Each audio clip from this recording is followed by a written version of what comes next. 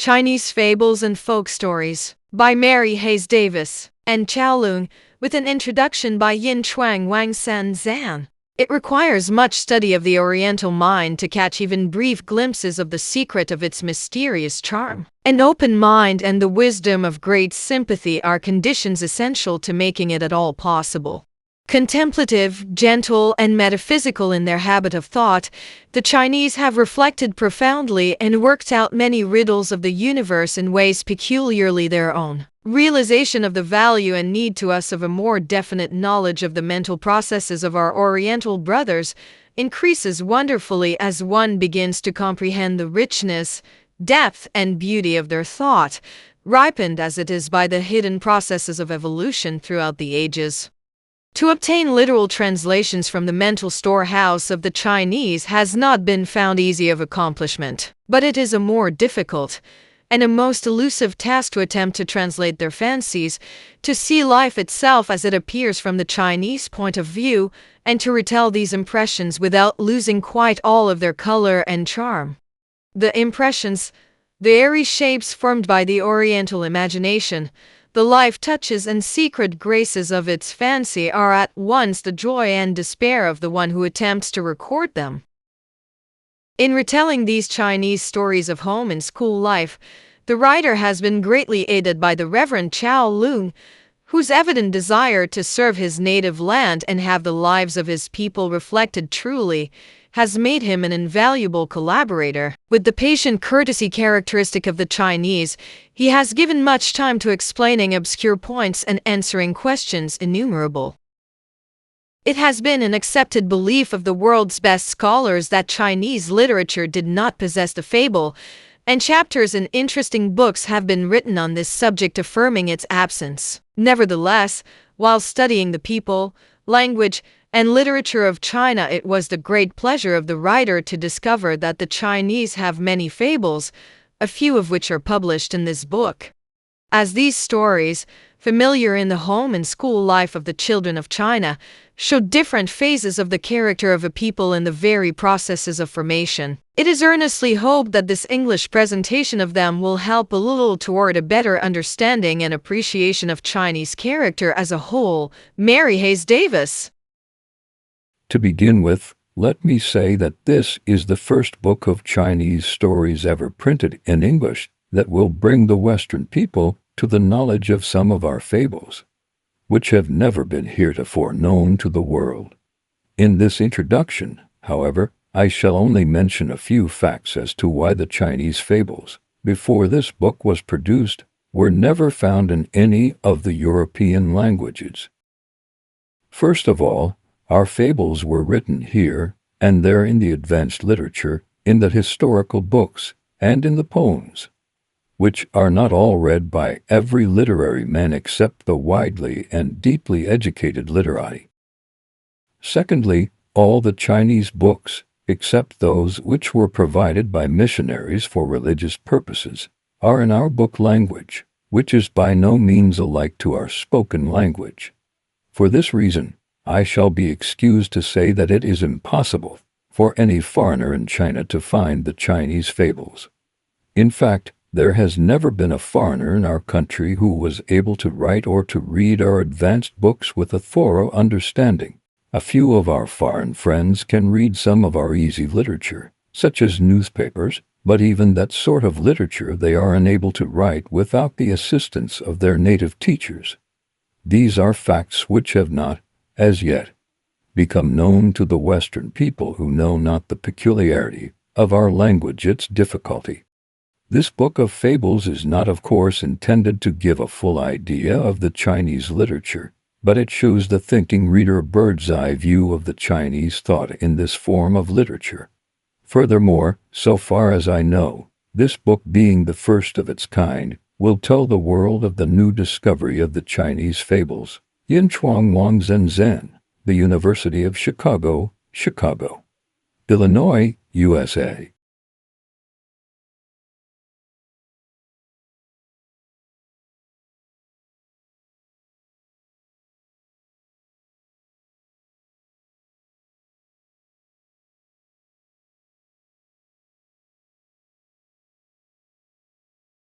How the moon became beautiful. 月何以美？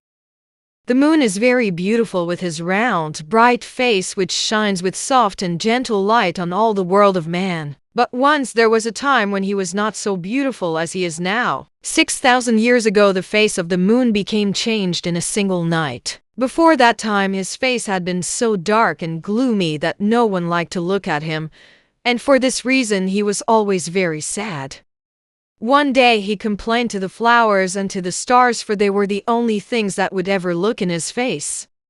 He said, "I do not like to be the moon. I wish I were a star or a flower. If I were a star, even the smallest one, some great general would care for me. But alas, I am only the moon and no one likes me. If I could only be a flower and grow in a garden where the beautiful earthwomen come, they would place me in their hair and praise my fragrance and beauty. Or, if I could even grow in the wilderness where no one could see, the birds would surely come and sing sweet songs for me. But I am only the moon and no one honors me." The stars answered and said, "We cannot help you. We were born here and we cannot leave our places. We never had anyone to help us. We do our duty.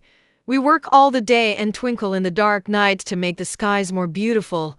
But that is all we can do," they added, as they smiled coldly at the sorrowful moon.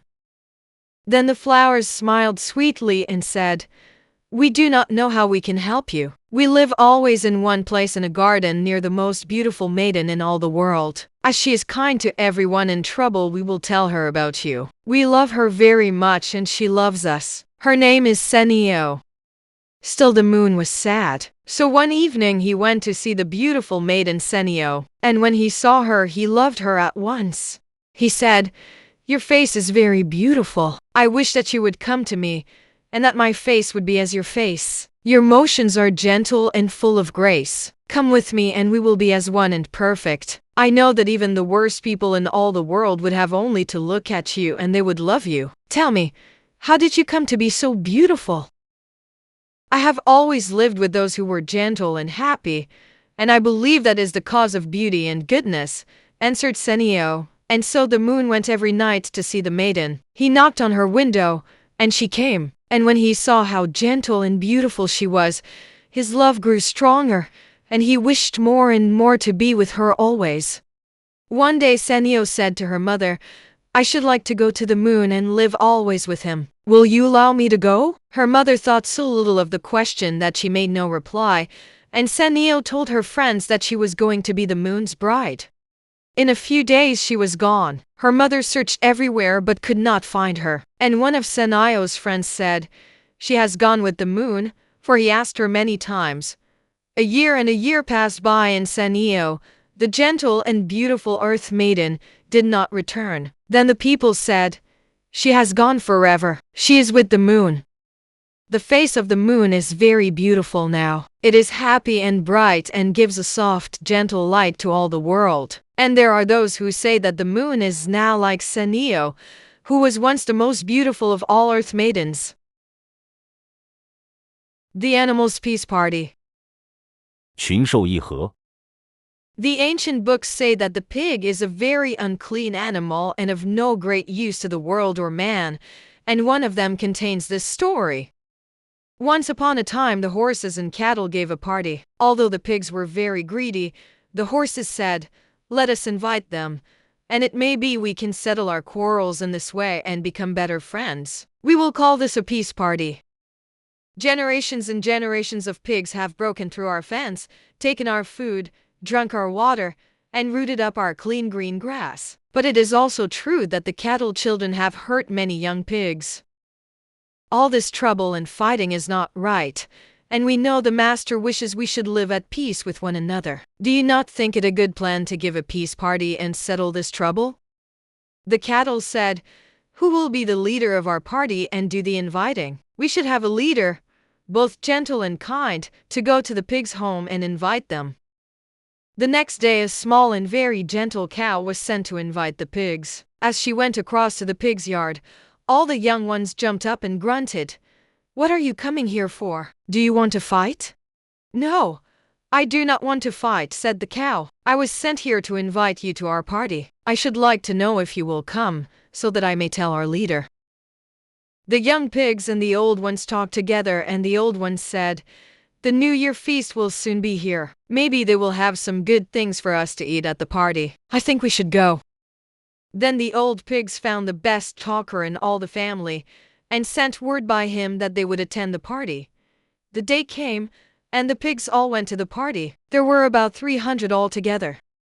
When they arrived, they saw that the leader of the cows was the most beautiful of all the herd and very kind and gentle to her guests.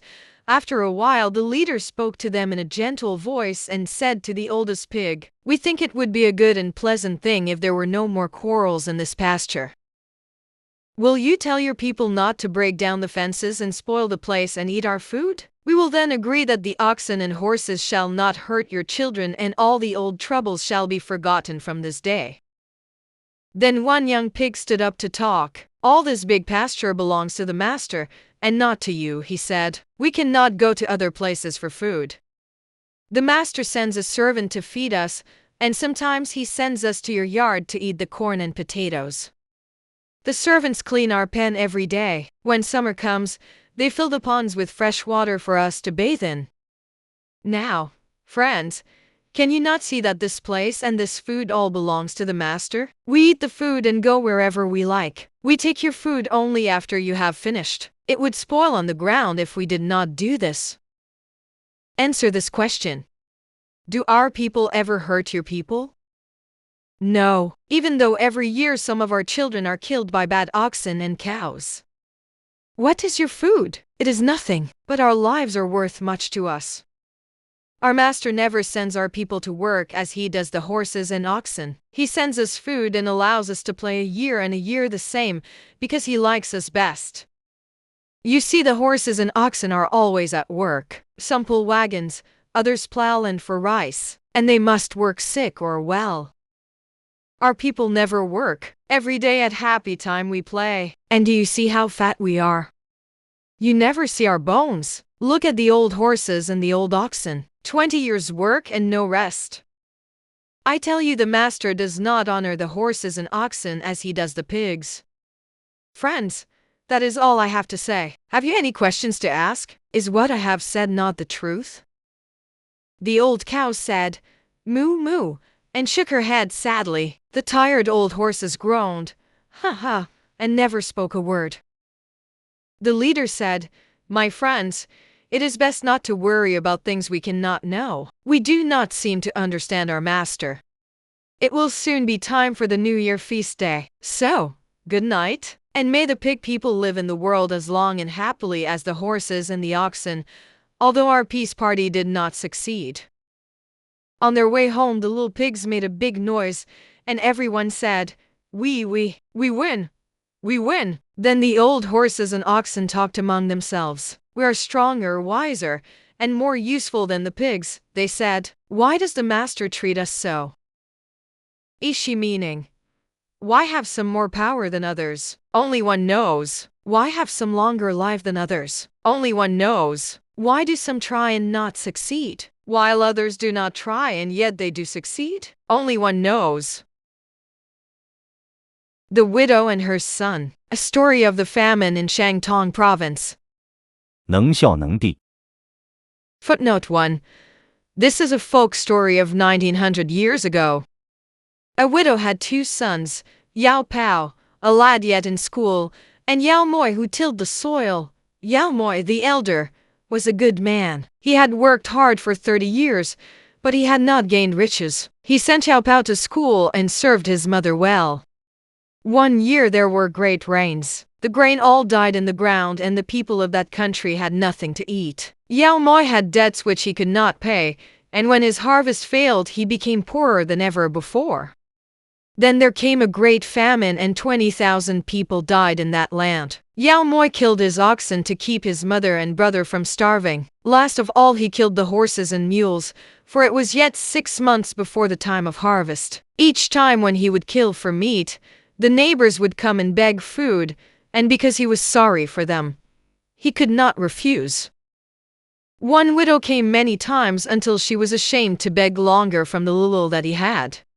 Finally, she brought a girl child to him and said, We are again starving. I will give you this girl for some meat. She is strong and can serve your mother.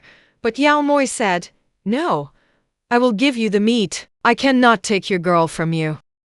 So he gave her meat once more, and she took the meat home to her son. But when it was gone and they were weak and fierce again with the death hunger, the widow said, We shall all die, unless one dies to save the others. My son cannot longer walk. I will kill the girl child and save his life. He can then eat. Her son said, No, do not kill the girl. Trade her to Yao Moi for meat. And the mother said, Yao Moi will soon starve too, and then he will kill her. It is better that I do it. And she took the big sharp knife to make it sharper. She laid the girl child down on a bench and prepared to kill. But Yao Moi passed by the house just then, and hearing the moans and screams he stopped to ask the reason. And the widow said, We are starving. We will have a funeral today. We will now kill and eat each other that the last one may live until the time of the harvest. But Yao Moi said, Oh, no. Do not kill the girl. I will take her home with me, and you can have meat in exchange for her. And he took her to his home and gave the widow many pounds of meat for herself and her dying son. 4 months passed by. Yao Moi had nothing in his own house to eat, and they were all starving Yao Moi, his mother, his little brother, and the girl. When the death hunger came, and the mother saw that her sons must die, she said, I will kill the girl.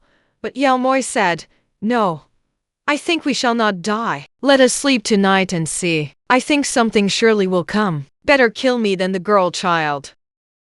So they went to bed that night. It was winter and the house was cold and dark. There was no wood, no light, no food, and they were starving. Now, as the house grew more cold and dark, there came to them the quiet of a great despair, and they all slept.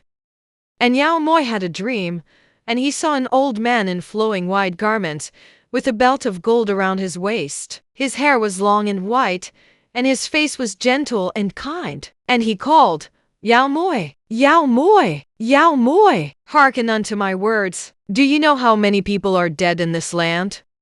Yao Moi answered, No, but I do know they are many, for only 3 among 100 of all that were are now left. And the old man said, In every house but yours some have died, but those of your household are all alive.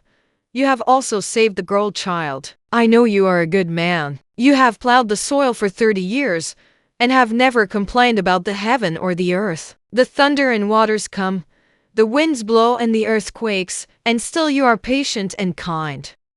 You are good to your mother, you support your brother, send him to school, and are as a father to him. You have a kind heart for your neighbor's troubles. You live a good life, and because of this, you shall not starve. Tomorrow morning you must arise early and go to the east mountain by the wilderness. There you will find many meats and nuts and seeds. Bring them home to your family. I am a spirit sent from the greatest one to earth.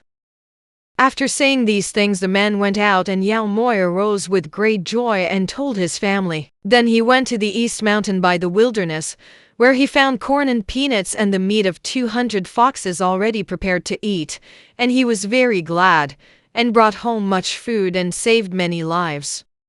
Ishi meaning, if people do good they will have reward. The Evergreen Tree and the Wilderness Marigold. 金盏花不如永元树。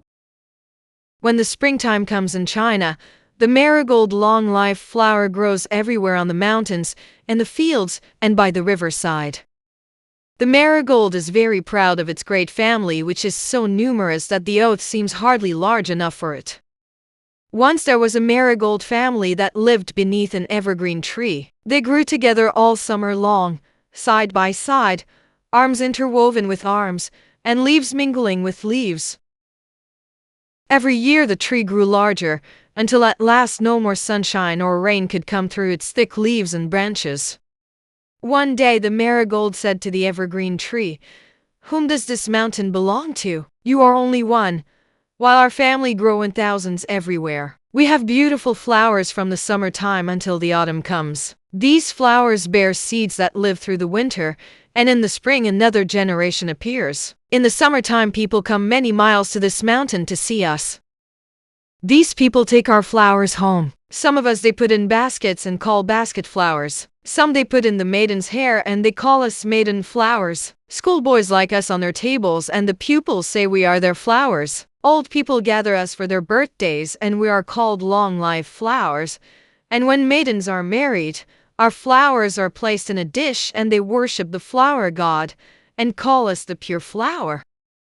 So you see how pretty the names are that have been given us and how many people need us for their happiness. We must bring more and more flowers into the world, for there are not enough even yet. But we that live under your shade are not happy. You take away the sun so that he never shines on us, and when the rain comes, not a drop can reach our throats. The breeze comes, but never into our house no fresh air, no sunshine, no rain, until we fear that we shall die. For 80 years our family has lived here. Our children sometimes say, we hope that next year we may have sunshine, or we hope that we may soon have rain to drink. Still no sunshine and no rain can reach us. You have destroyed many of our people. When will you allow us to have sun, rain, and air? Do you not know that you are killing us? Then the evergreen tree said, my dear friend, I cannot prevent this. Your people are more easily moved than I am. We are 3 brothers who have lived here hundreds of years and we are here forever. If our great bodies were moved, we should die. It is you who should go away from here. Your seeds are light and it would be easy for them to go. When summer comes, the children need us here. When the sun is hot, the boys and girls sit under our shade, and even though we may kill some of your family, yet must we serve mankind. Do you not know that the children hang swings, and that women hang their babies' beds in our arms? The children also play ride the horse, and climb up in our arms, and have many games in our shade. Although we serve them and make them happy, yet they are not always kind to us, for sometimes they cut our bark. Students write words in my body with a sharp knife, but I cannot prevent it. I have cried many years about this one thing, and I would like to go away from here, but how can I move? I do not wish to hurt you, dear friend, any more than I wish to be heard by others. But I am a mountain evergreen and must stand here forever. I hope you will be able to go, for we do not want to quarrel. The marigold bowed her head and made no reply, and a deep silence came over the evergreen tree as he grew and grew. 1 year and 100 years, and many, many more. Ishi meaning, the weak cannot live with the strong, the poor cannot stay with the rich, only equals are happy together. The snail and the bees, the moth and the fawn. 蜂窝之争 Footnote: this species of garden snail is found in China, and is about the size of a large Roman snail. It sucks the juice of the fruit while on the trees, eats flies and bugs, and the Chinese say, is fond of sweets. It reproduces every 30 days by spreading a leaf with a sticky substance where the sun shines, the family of young snails coming in about 15 days. One day the king of the bees with his followers passed by the snail's door with a great noise. The mother snail said, I have 16 babies asleep on a leaf, and they must sleep 15 days before they can walk. You will surely wake them. You are the noisiest creatures that pass my door. How can my children sleep? Yesterday your family and a crowd of your silly followers were here and made a great noise, and now today you come again. If I lose one baby because of all this, I will go to your house and destroy it. Then you will have no place to live. Do you know that this tree belongs to me? My master planted it 20 years ago, that I and my children might feed on its fruit. Every year your people come here when my tree has flowers upon it and take the honey away from them. And you not only rob me, but while you're doing it, you make loud and foolish noises. If you do not go away, I will call my master and my people. The king bee answered, you have no master in the world. You came from the dirt. Your ancestors all died in the wilderness and nobody even cared, because you are of no use to the world. Our name is fawn bee. People like us and they grow fat from our honey, which is better than medicine. My people live in all parts of the world. All mankind likes us and feeds us flowers. Do you think you are better than man? One day a bad boy tried to spoil our house, but his mother said, you spoil many things. But you shall not trouble the bees. They work hard every day and make honey for us. If you kill one bee mother, her children will all leave us, and in winter we shall have no honey for our bread." And the boy obeyed. He might catch birds and goldfish, destroy flowers, do anything he wished, but he could not trouble us, because we are so useful. But you, slow creeper, are not good for anything. Then the snail was angry and went to her house and said to her family, "The bees are our enemies. In 15 days, 5 of you must go to their house and destroy it." So they went, but when they reached the bees' house, they found no one there, and they said, "We are glad, for we can eat their honey." And they ate honey until sunset. Then the bee king and all his people in great numbers came with joyous singing, drumming, and dancing to their home. When the bee king saw the 5 snails in his house, he said, "Friends, this is not your home nor your food. Why do you come here and eat all our honey? But it is late, and you're welcome to stay overnight with us, if you do not hurt our children." The big snail only laughed and answered, "This is very good honey. I have moved my family here. We will stay not only 1 night or 2 nights, but forever, and we will eat your honey for our food as long as it lasts."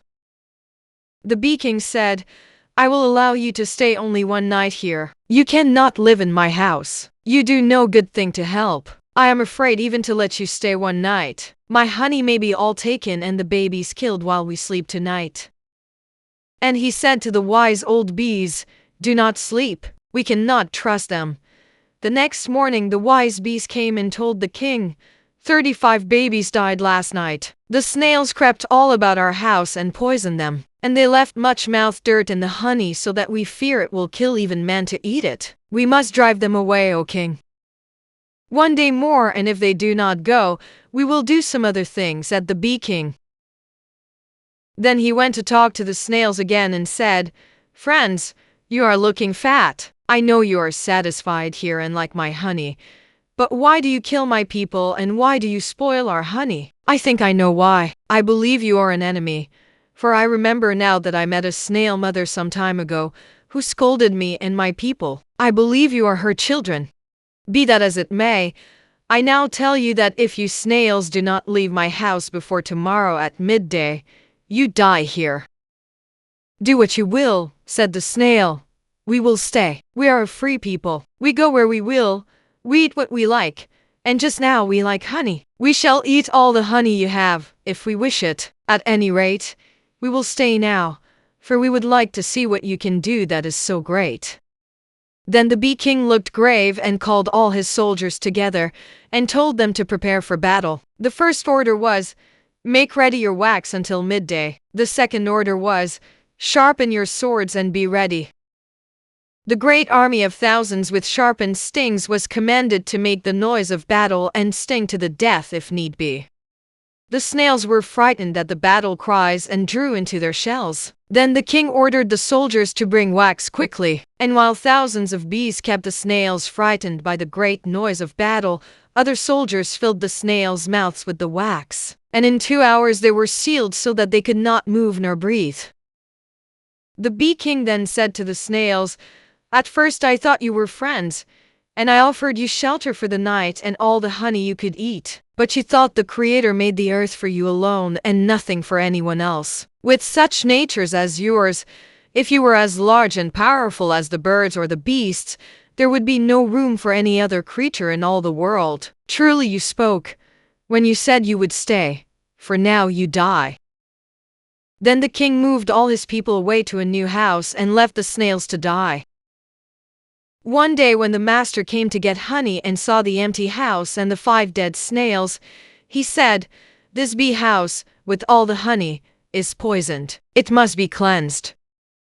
And the dead snails and the spoiled honey were sunk into the earth together, but the bees lived on and were happy and useful. Is she meaning, the proud and selfish want everything, but deserve nothing? The Proud Chicken. 傲鸡 A widow named Hong Mo lived in a little house near the marketplace. Every year she raised many hundreds of chickens, which she sold to support herself and her 2 children, Each day the chickens went to the fields nearby and hunted bugs, rice, and green things to eat. The largest one was called the king of the chickens because, of all the hundreds in the flock, he was the strongest, and for this reason he was the leader of them all. He led the flock to new places for food. He could crow the loudest, and as he was the strongest, none dared oppose him in any way. One day he said to the flock, "Let us go to the other side of the mountain near the wilderness today, and hunt rice, wheat, corn, and wild silkworms. There is not enough food here." But the other chickens said, "We are afraid to go so far. There are foxes and eagles in the wilderness, and they will catch us." The king of the chickens said, "It is better that all the old hens and cowards stay at home." The king's secretary said, "I do not know fear. I will go with you." Then they started away together. When they had gone a little distance, the secretary found a beetle, and just as he was going to swallow it, the king flew at him in great anger, saying, "Beetles are for kings, not for common chickens. Why did you not give it to me?" So they fought together, and while they were fighting, the beetle ran away and hid under the grass where he could not be found. And the secretary said, "I will not fight for you. Neither will I go to the wilderness with you." And he went home again. At sunset the king came home. The other chickens had saved the best roosting place for him, but he was angry because none of them had been willing to go to the wilderness with him, and he fought first with one and then with another. He was a mighty warrior, and therefore none of them could stand up against him, and he pulled the feathers out of many of the flock. At last the chickens said, "We will not serve this king any longer. We will leave this place. If Hong Mo will not give us another home, we will stay in the vegetable garden. We will do that 2 or 3 nights, and see if she will not give us another place to live." So the next day, when Hong Mo waited at sunset for the chickens to come home, the king was the only one who came, and she asked the king, "Where are all my chickens?" But he was proud and angry, and said, "They are of no use in the world. I would not care if they always stayed away." Hong Mo answered, "You are not the only chicken in the world. I want the others to come back. If you drive them all away, you will surely see trouble."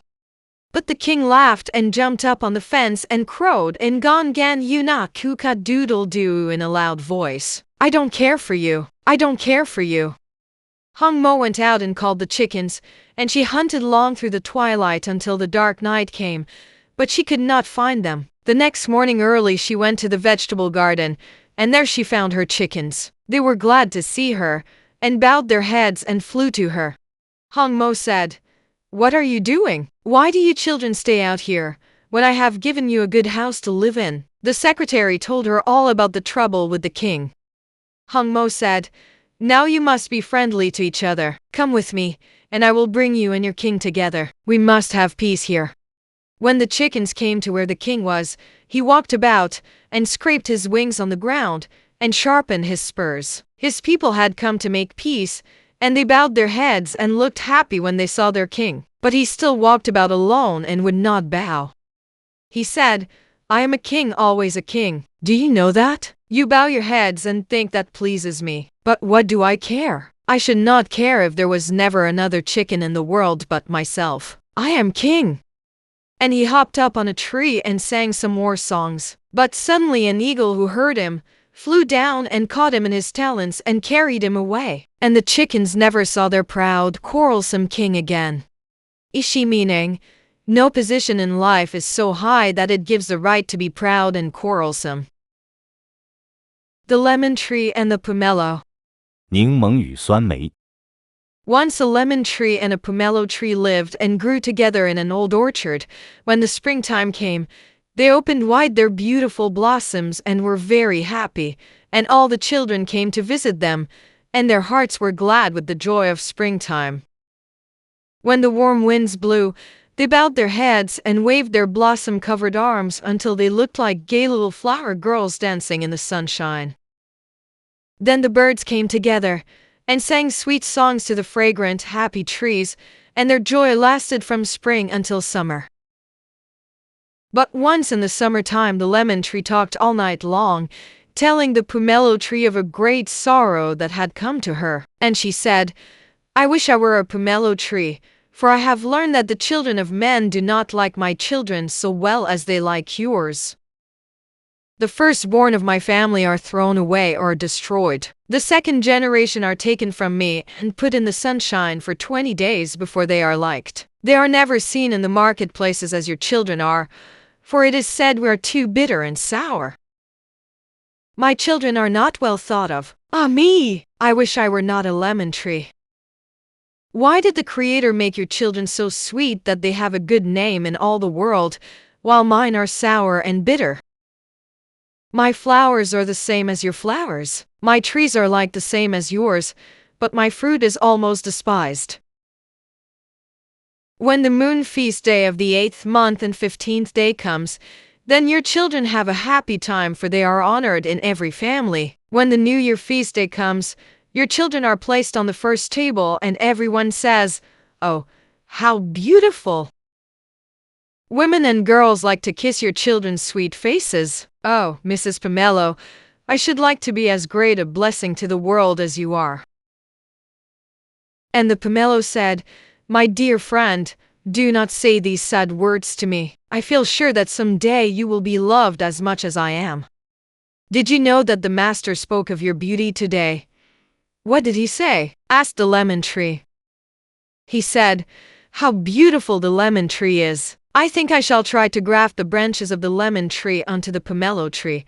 Wait until another springtime comes and you will see how much your children will be honored. How happy we shall be together when you come to grow with me and I with you."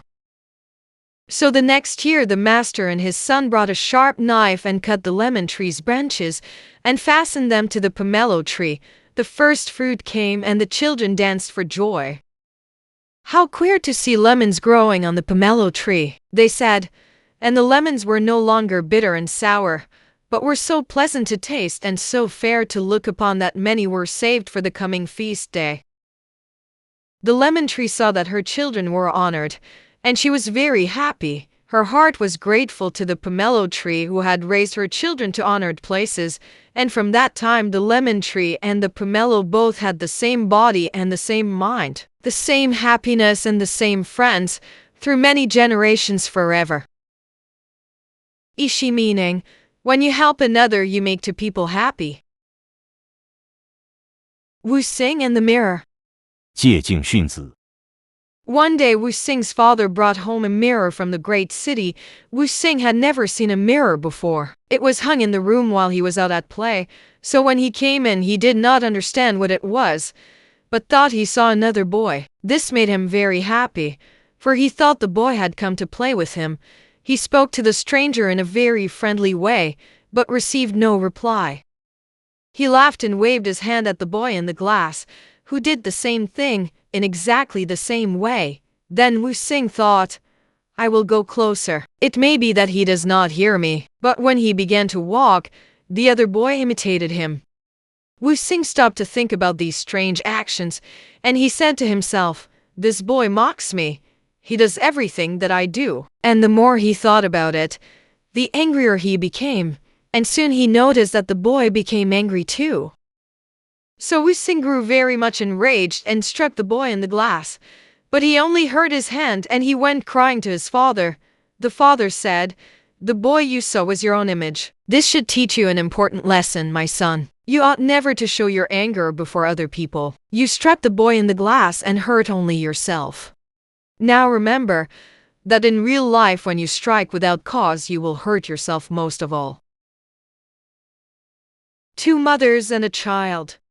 二母一孩。 Footnote 1. This story is about 2,000 years old and is found in Chinese historical literature. Wu Liu Mai's sweet-smelling flower. Husband died when her boy baby was just 2 days old. She was young, only 15, and had loved her husband much. And now she felt very lonely and sad. In her heart she wondered why the gods had taken him away from her and the little baby, who needed him so much. But she was a good woman and patient, and never complained to the heavens or to her friends. One day she felt that she must talk to somebody about it all. So she went to her mother-in-law and said, Mother, tomorrow is the New Year day and we must make merry and buy firecrackers and incense for the temple. We have 30 gods in our house and we worship often, but they do not help us any. They would not keep my husband alive and let us be happy together. Wu Liu Mai's mother-in-law answered, My child, we can see many people worse off than we are. Look at the poor, and there are many of them. They have no houses to live in. They go around to many marketplaces, begging rice and sweet potatoes. They walk all the time and lose their health trying to get enough food to keep alive. Sometimes they walk from early morning to the dark night and get only one little meal. And daughter, do you not know how many people are frozen and die by the wayside in the cold winter? The New Year brings them 2 or 3 days of happiness. Then all the rest of the year they are hungry and sad. You married my son very young and you're not yet old. You have a good house to live in, plenty of clothes to wear, and a little son. I think you have great blessings from the gods. Tomorrow is the New Year day, and we will buy some pretty red paper to cut in 1,000 pieces and hang on our walls, doors, beds, and vases. We will make a happy New Year and worship the gods. We will open our door wide and our friends who are happy will come to us and make the New Year call. We will cook the 2 sweet potatoes, one for you and one half for me, and the other half for the child. Now see what a happy New Year we shall have. But on the morning of the New Year early, Wu Liu Mai awoke and found her child dead in the bed by her side, and she ran sobbing her great despair to her mother-in-law. We will not hang up the red paper on the door or any place, mother, for our happiness is all dead now. We will have a funeral in 3 days. Wu Liu Mai's mother then took a piece of blue cloth and nailed it to the door, so that people would know that someone was dead there and would not come near the house for fear of bad luck. And she laid the child on a cloth and covered him with another cloth until the 3rd day, when he would be buried. When people passed by and saw the blue cloth on the door, they thought the mother-in-law, who was old, must be dead. The 2nd day Wu Liu Mai went to her own mother's home, which was some distance from there, and said, Mother, my child is dead. Just as the New Year day came, in the morning early, before the sunrise, so he died. Wu Liu Mai's sisters, cousins, and neighbors came to comfort her, because they were sorry. She was now both a widow and childless. In China it is bad to be a widow, but to be both widowed and childless makes of a woman almost an outcast. One favorite cousin, Wu Lao Chan, a very good woman who loved Wu Liu Mai like a sister, had a baby just the age of the one who had died, and when she heard the news, she thought much in her heart of her cousin's great sorrow. How can my cousin find comfort in life any more? She said in her mind. She lost her husband when so young, and now she has lost her only child. The first happiness lost, the second happiness lost. A widowed woman has nothing more to expect in life. Oh, I want to do something for her. Clothes, money, bracelets, jewelry cannot comfort her without her child. Wu Lao Chen then dressed herself and took up her sleeping child and ran to the house where the dead baby lay. She was brave and went into the dark, empty room, and no one saw her. She never thought or cared about the bad luck it might bring, nor of herself in any way. She thought only of the great sorrow of the dead child's mother. The still body lay on the floor. She took off its clothes and put them on her own baby, and she waited until he had had milk and slept again. Then she laid him on the floor and took the body of the dead child and went out into the great forest, where she left it. She then went back to her cousin with a happy, smiling face and said, Wu Liu Mai, I wish you would come with me to your home. No, said Wu Liu Mai sadly.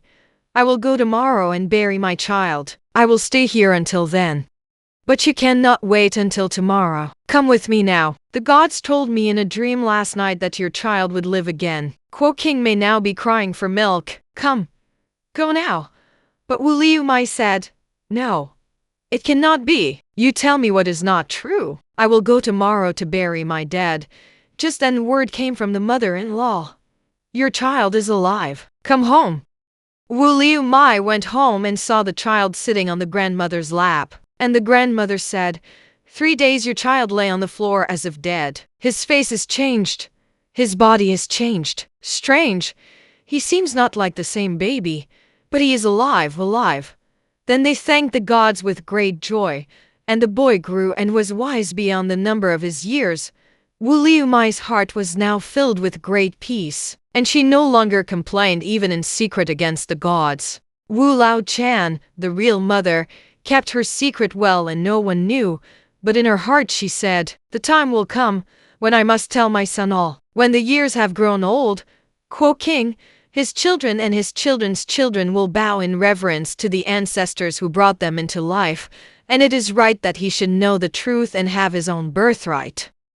But in his youth she said, "Not now, for the judgment of youth is unstable and he might forsake Wu Liumai and leave her again sorrowful." When King was 7 years old, he began school, and he learned fast. But in time the money was nearly gone and Wu Liumai was too poor to send him longer to the nearest school. One of her cousins, who was a teacher, sent word that he would teach the child, so he was sent to the school where he need not pay. When King was 16 years old, he finished his studies with great honor. He was still wiser than his years and went to work for the government, soon being given a high state position.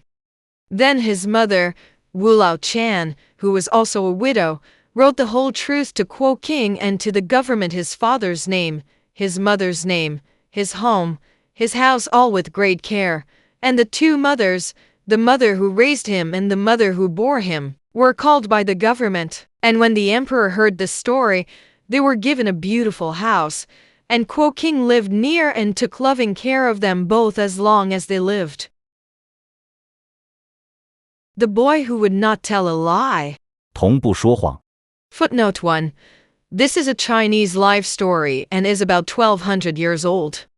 Sima Kuang lived in the province of Sichuan. When he was young, about 6 years old, he played with a dog and a cat, but they hunted all night long for food in the wilderness, and his mother feared he might get the devil's sickness from them. So one day his father paid much silver for one Judge, a bird with a beautiful song, for his son to play with. One Judge hopped on Sima Kuang's lap and shoulder and ate from his hand. He was a very handsome bird, and he sang all day long. One day he flew out to the lake to bathe, and Sima Kuang was very happy watching him. Then he ran and told his mother, "Mukin, I saw the bird bathe in the lake. I think the water is too cold for him. Give him a good hot bath, as you give me." His mother said, "In winter you have a warm bath, but not too hot." Footnote 2. Mandarin dialect word meaning mother. Editor's note. 母亲 Is the Chinese for mother. It is not a dialect. When she bathed Sima Kuang, she showed him why the water must not be too hot for the bird, and he seemed to understand. But the next day when his mother went out, Sima Kuang said to his bird, "Wana Judge, do you want a bath?" And the bird said, "Chi chi," which the boy thought meant yes, yes. He put some clean hot water in a dish, and called the bird, but it would not even go near the water. This made Sima Kuang angry. "You tell me a lie, and that is very bad," he said to the bird. "You said, yes, yes, when I asked if you wanted a bath. Now, I will bathe you as Mu King bathes me." He then put the bird in the hot water, but it chirped loudly and tried to get away. "Do not cry and be a bad bird," said Sima Kuang. "I cry sometimes too, when Mu Kin bathes me," but in 2 or 3 minutes, the bird lay still and he put it on the table to dry. When his mother came, he said, "Mön-Tien-Sing, my bird is cold. He is on the table. I think he wants some clothes. Give him my fur jacket and make him warm, so he will stand up and sing."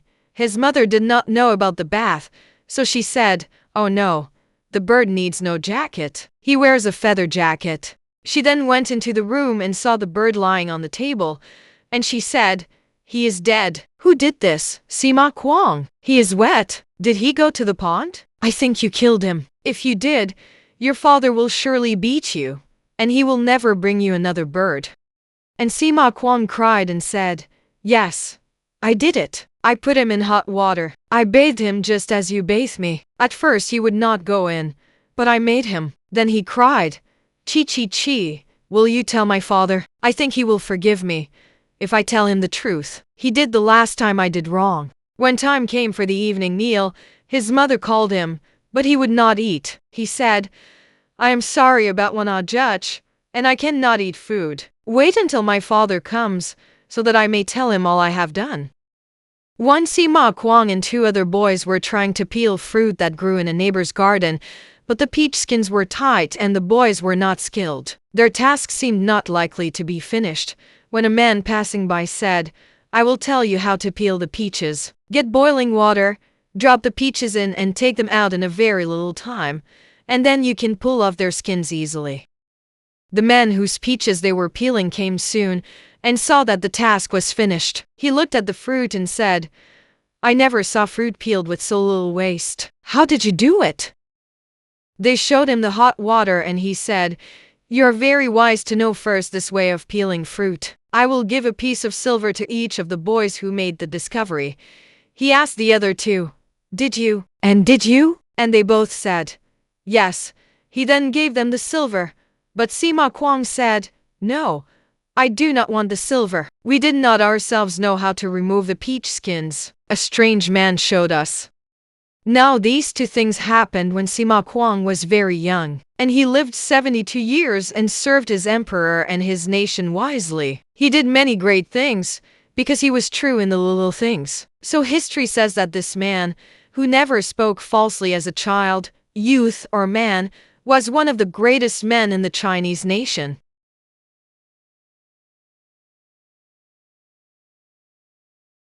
A great repentance and a great forgiveness. 回述并行。 Liang Shengyu was one of the great generals of China. He had served his kingdom wisely for many years. When there was a war of 4 nations, Liang Shengyu conquered the other nations and put them under the authority of his king. He was also called Sun Fu, or the great helper of the king. He was given this honorable title because he had served 2 generations of king's father and son. One day Liang Shengyu reproved the general, Liang Po, in the presence of the king. Liang Po was angry because of this and said to himself, "Although Liang Shengyu is a great general, he should not say these things to me in the king's presence. He has found fault before the king. I will now find fault with him and accuse him before the king." The king forgave me, only because he knew I had done many good things for the kingdom. He went to his home, but he could not sleep, for his heart burned with anger. In the morning his face was yet cast down with sorrow, for he could not forget his great disgrace before the king. His wife questioned him, "What troubled you last night?" But he only answered, "Do not ask." A servant brought his morning meal, but it was to him as if it had no taste. And the wine servant gave him wine, but it tasted as water. Another servant brought him water to bathe, and he said, "It is too cold." But the water was such as it always had been. 3 days passed by and the heart of Liang Po changed not. Then he went to the house of a friend. On the way, while still at some distance, he saw Liang Shengyu coming and he tried to meet him and talk with him. But Liang Shengyu walked by on the other side and would not see. Liang Po said to himself, "This is a strange and terrible thing. I was never his enemy. Why is he so long angry? Why will he not face me? With him I served the king many years. I cannot see why he should turn away from me. He is wrong." He went home and wrote a letter to Liang Shengyu saying, "I saw you on the Wencheng Street today and I desired to meet you and tell you many things. I believe you wish not to see me, for you walked on the other side, with your face turned from me. So my heart has another sorrow. I would see you tomorrow, soon after the morning meal, and I invite you to come to my house and eat the noon meal with me." But when the servant had brought Liang Shengyu the letter and he had read it, he threw it into the fire and said not a word. The servant saw and went home and told Liang Po. 50 days after this, word came that the Cha-Kwa kingdom was about to make war against the Zhuo kingdom. The king, therefore, sent word to the general, Liang Po, and to the great helper, Liang Shengyu, saying, "I want you to come at once to me, your king." When he received the word, Liang Po said, "I think there will be a great war with the Cha-Kwa kingdom." So he waited before going to the king and gave orders that 4,000 soldiers should make ready for battle. They made ready, and for 2 days Liang Po delayed his going. But Liang Shengyu was already with the king, and in his heart he had fear, for he thought, "Liang Po will not come. I have made him feel shame before the king. I have done wrong. But if he comes not, our nation is surely lost. We cannot go into battle without him." The king asked him, "Why has not the general Liang Po come into my presence? We cannot have war without the general. Without him we cannot even send an answer to the Chakwa kingdom." Liang Shengyu answered and said, "Before I sleep this night, I will see the general." Then he went to his home and told his servants, "I have not time for food. I must see General Liang Po," and he bade them cut a bundle of thorn sticks, which he took and carried to Liang Po's house. It was the time of Nikang, everything quiet, when Liang Shengyu came to General Liang Po's house. He knocked on the door 3 or 4 times before the servants opened it and asked, "Who is here?" He answered, "I am Liang Shengyu. Tell your master I must see him tonight, or I die." Liang Po dressed himself and came to the door. There he saw an old man with head so bowed as to conceal his face. He wore old clothes, and he carried a sword on his back and a bundle of thorn sticks in his hands, and he knelt on the floor.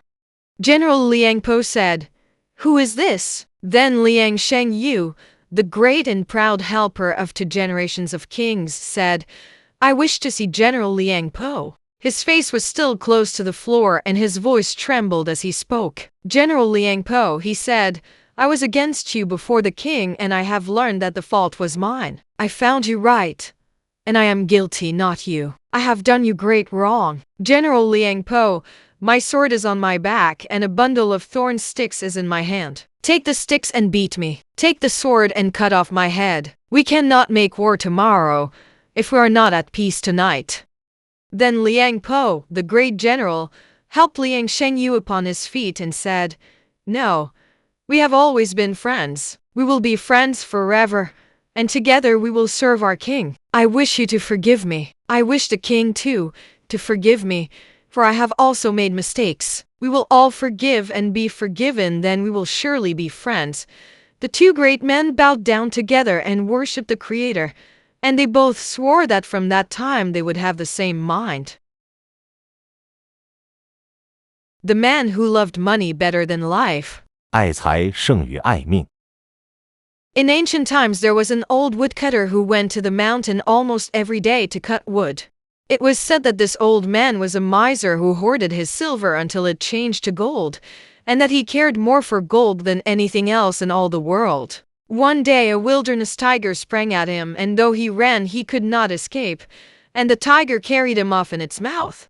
The woodcutter's son saw his father's danger and ran to save him if possible. He carried a long knife, and as he could run faster than the tiger, who had a man to carry, he soon overtook them. His father was not much hurt, for the tiger held him by his clothes. When the old woodcutter saw his son about to stab the tiger, he called out in great alarm, "Do not spoil the tiger's skin. Do not spoil the tiger's skin. If you can kill him without cutting holes in his skin, we can get many pieces of silver for it. Kill him, but do not cut his body." While the son was listening to his father's instructions, the tiger suddenly dashed off into the forest, carrying the old man where the son could not reach him, and he was soon killed. And the wise man who told this story said, "This old man's courage was foolishness. His love for money was stronger than his love for life itself." The hen and the Chinese mountain turtle. 级别之争。 450 years ago in Sichuan province, western China, there lived an old farmer named Ah Po. The young farmers all said Ah Po knew everything. If they wanted to know when it would rain, they asked Ah Po, and when he said, "It will not rain tomorrow," or "You will need your bamboo hat this time tomorrow," it was as he said. He knew all about the things of nature and how to make the earth yield best her fruits and seeds, and some said he was a prophet. Footnote 1. Bamboo hat, a large umbrella-shaped hat, made of bamboo, and worn by the Chinese to keep off the rain. One day Ah Po caught a fine mountain turtle. It was so large that it took both of Ah Po's sons to carry it home. They tied its legs together and hung it on a strong stick, and each son put an end of the stick on his shoulder. Ah Po said, "We will not kill the turtle. He is too old to eat, and I think we will keep him and watch the rings grow around his legs each year." So they gave him a corner in the barnyard and fed him rice and water. Ah Po had many chickens, And for 3 months the turtle and chickens lived in peace with each other. But one day all the young chickens came together and laughed at the turtle. Then they said to him, "Why do you live here so long? Why do you not go back to your own place? This small barnyard corner is not so good as your cave in the wilderness. You have only a little sand and grass to live on here. The servant feeds you, but she never gives you any wilderness fruits. You are very large, and you take up too much room. We need all the room there is here. You foolish old thing, do you think our fathers and mothers want you? No, there is not one of our people who likes you. Besides, you are not clean. You make too much dirt. The servant girl gave you this water to drink, and your water bowl is even now upside down. You scatter rice on our floor. Too many FLIs come here to see you, and we do not like FLIs." The turtle waited until they had all finished scolding. Then he said, "Do you think I came here myself? Who put me here? Do you know? Do you suppose I like to be in jail? You need not be jealous. I never ate any rice that belonged to you or your family. I am not living in your house. What are you complaining about? If our master should take your whole family and sell it, he would only get 1 piece of silver. Who and what are you to talk so much? Wait and see. Some day I may have the honored place."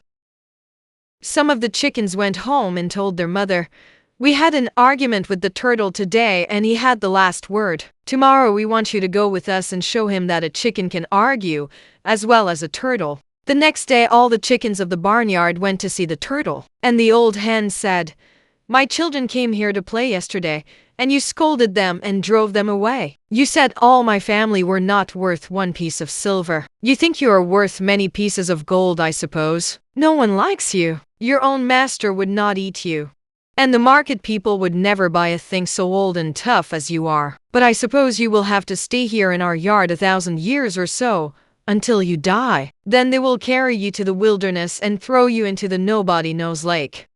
Then the turtle answered and said, "I am a mountain turtle. I come from a wise family, and it is not easy for even men to catch me. Educated men, doctors, know that I am useful for sickness, but if all the people knew the many ways they could use me, I think there would soon be no more turtles in the world. Many Chinese know that my skin is good for skin disease, and my forefeet are good for the devil sickness in children, as they drive the devil away. And then my shells are good for sore throat, and my stomach is good for stomach ache, and my bones are good for toothache. Do you remember that not long ago our master brought 3 turtle eggs to feed your children? I heard him say, 'Those little chickens caught cold in that damp place, and so I must give them some turtle eggs.' I saw your children eat those 3 eggs, and in 2 or 3 days they were well. So you see the turtle is a useful creature in the world, even to chickens. Why do you not leave me in peace? As I must stay here against my will, it is not right that your children should trouble me. Sometimes they take all my rice and I go hungry, for our master will not allow me to go outside of this fence to hunt food for myself. I never come to your house and bother you, but your children will not even let me live in peace in the little corner our master gave me. If I had a few of my own people here with me, as you have, I think you would not trouble me. But I have only myself, while you are many. Yesterday your children scolded me and disturbed my peace. Today you come again, and tomorrow and many tomorrows will see generations and still more unhatched generations of chickens coming here to scold me. I fear, for the length of life of a cackling hen is as a day to me a mountain turtle. I know the heaven is large. I know the earth is large and made for all creatures alike. But you think the heavens and the earth were both made for you and your chickens only. If you could drive me away today, you would try tomorrow to drive the dog away, and in time you would think the master himself ought not to have enough of your earth and air to live in. This barnyard is large enough for birds, chickens, ducks, geese, and pigs. It makes our master happy to have us all here." The chickens went away ashamed. Talking to each other about it, they said, "The turtle is right. It is foolish to want everything. We barnyard creatures must live at peace with each other until we die. The barnyard is not ours. We use it only a little while." Ishi meaning, the Creator made the world for all to use, and while using it, the strong should not try to drive out the weak. The Boy of Perfect Disposition. 完全之性格。 The story of Yen Tzi, a pupil of Confucius. Footnote 1. The Chinese idea of perfection of character is based on the 350 laws of Confucius. The first law requiring honor and perfect obedience to parents even in thought. The second law requires one to think of one's own wrongdoing every day. So when Yen Tzi tried so hard to do right that each day he asked his parents and teacher, "Have I done anything wrong today?" he fulfilled the two highest laws of Confucius in spirit and in letter. About 2,420 years ago, Yen Tzi was a child and lived in Shanxi province. For 21 years he studied many things with the great teacher, Confucius, and the first great moral law of Confucius he obeyed, not only in his acts, but in his heart, even when beaten for a thing he did not understand. And it is not on record that any other man has ever done this. Footnote 2. Yen Tzi was one of the 72 most faithful pupils of Confucius, chosen from among this great man's 3,000 students because of his nearness to perfection in character. Most of the 72 students began studying with Confucius when they were children. Footnote 3. That he did not show or even feel a spirit of resentment when his father beat him is considered a remarkable instance of honor and trust in parents. In earliest childhood, he always loved and reverenced his father and mother. In the morning when he arose, he went to see his parents before he would have the morning meal.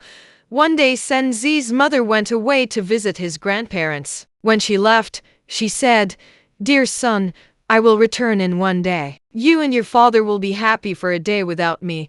And he knelt for and bowed his head to worship his mother at parting. Footnote 4. In worshipping, the Chinese bow a given number of times for each act of reverence to grandparents or dead ancestors, or to father and mother.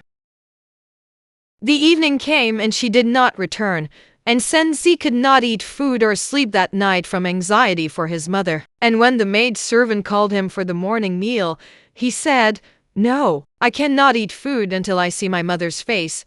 But his father said, "You must eat and go to school." "I cannot eat food or study books until my mother comes," said Yen Tzi, and word was sent his teacher who said, "You are not quite wise, Yen Tzi. If your mother should die, would you then no longer study? I hope to see you soon at school."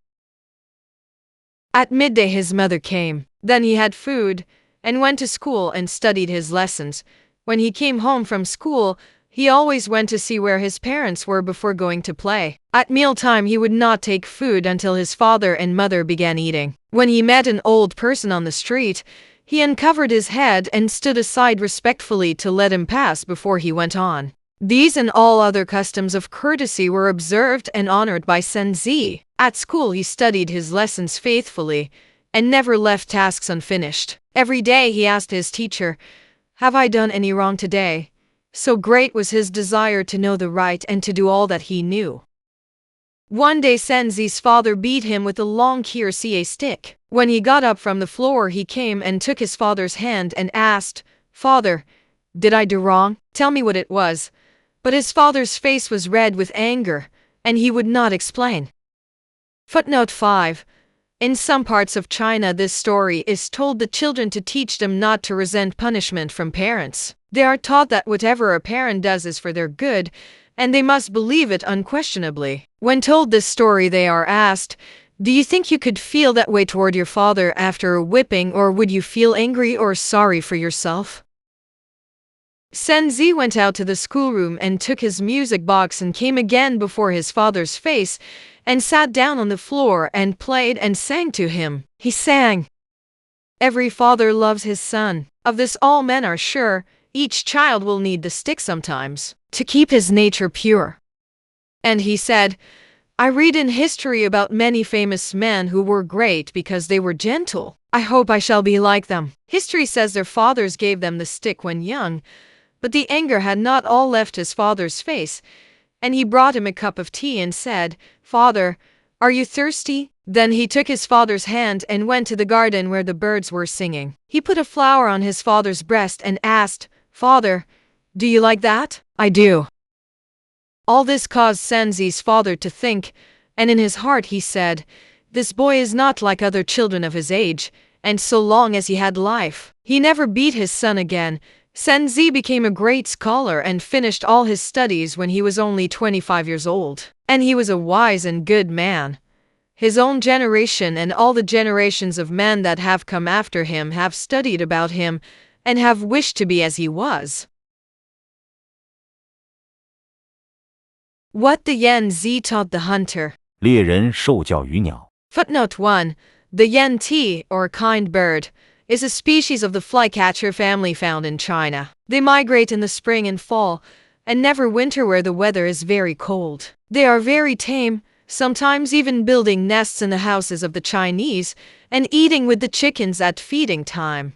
They are very gentle, never fight among themselves or adi with others, share their nests with each other or even with other birds. Hence the name kind birds. They are also sometimes called sociable birds, because they always go in flocks and are never found alone. One day a hunter was looking for a fox in the wilderness, when suddenly he saw thousands of birds coming towards the river, and he lay quite still and waited for them all to come. The Yen Tzi, or kind birds, were talking together, and the hunter listened. One asked, "Is all our company here?" And the leader bird said, "No. Little 1 month old and 2 month and Mrs. this year are not here yet." And the leader bird said to the lookout birds, "You must go after them and help them to the river before 5 days. Our boats are dried and ready to sail. It is growing cold and we must all go south together."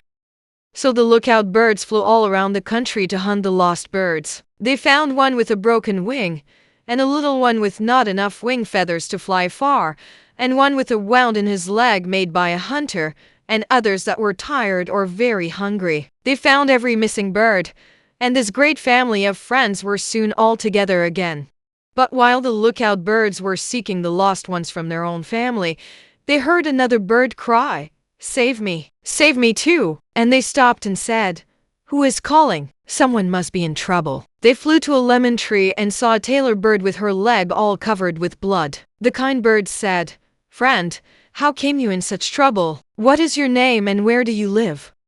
The tailor bird said, "I live in the South Province, 800 miles away. I came here to see my friends and relatives. 3 of my children are with me, and we were on our way home to the south. We had gone 60 miles when I asked my children to stop and rest in this lemon tree, and now I do not even know where they are. I fear the hunter got them. I am hurt too, and I do not think I shall ever see my home again. I shall lose my life here, I fear."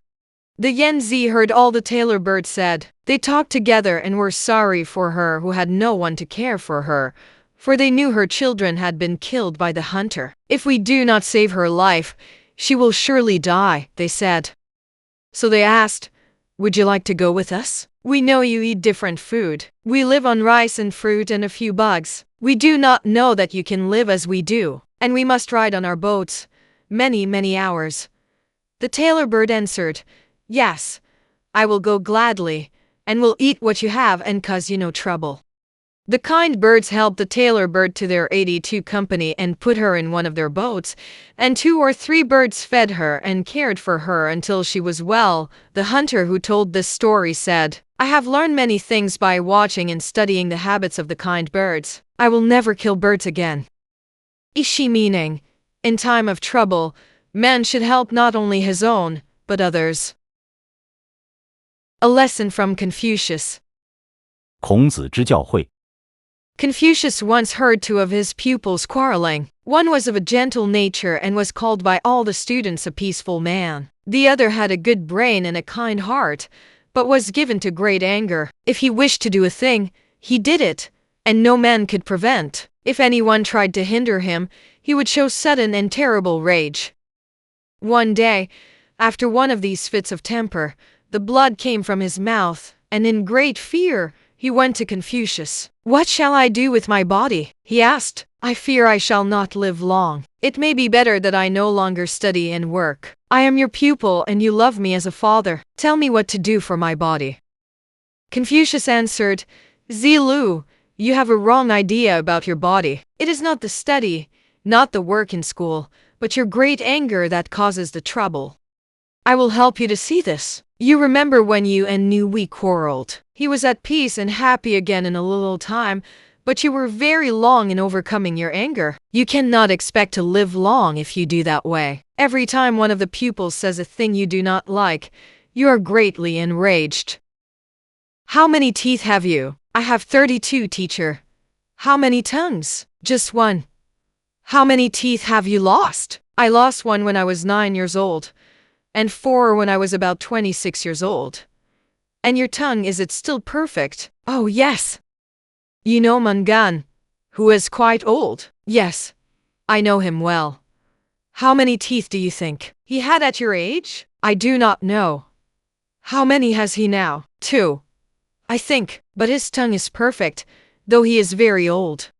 You see, the teeth are lost because they are strong and determined to have everything they desire. They are hard and hurt the tongue many times, but the tongue never hurts the teeth. Yet, it endures until the end, while the teeth are the first of men to decay. The tongue is peaceful and gentle with the teeth. It never grows angry and fights them, even when they are in the wrong. It always helps them do their work, in preparing men's food for him, although the teeth never help the tongue, and they always resist everything. And so it is with man. The strongest to resist is the first to decay. And you, Zi Lu, will be even so if you learn not the great lesson of self-control. The wind, the clouds, and the snow. 1. 第一，风云雪。 Footnote 1. This story was told to his people by that good man Meng Fushi, Canton dialect, who lived about 500 years later than Confucius. Once there was a great quarrel between the winds, the clouds, and the snow. And suddenly, without any warning, there came the angry roar of the thunder and the sharp cracking of the forked lightning as it separated the heavens. Then the north winds, the south winds, the east winds, and the west winds came together 1,000 and 1,000 strong. And the sun was no longer seen, for the earth was covered with a deep blackness as of the night. The clouds were coming to the east, but the wind drove them all back to the west side of the heavens, and finally much hail and snow were thrown down to the earth. The clouds said to the snow, "Why do you go to earth? You are not wanted there. In the warm south land you are never welcomed. Your people would be killed at once if they went there. Even here you are allowed to stay only for a short time." "We do not come to this earth for our own pleasure," answered the snow. "It was pleasanter where we were. We came to earth to help its people. At this the clouds frowned until their faces became black, and they said, "We cannot believe that." "It is true," answered the snow. "In the summertime you will see how the people cry for pressed snow. They pay 3 pennies for 1 little cup of water that we have made cold.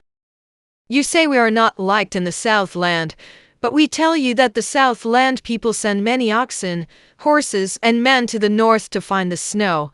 They pack us in the storehouses so that we may last until the hot weather. And when the summer fever comes, all people need us.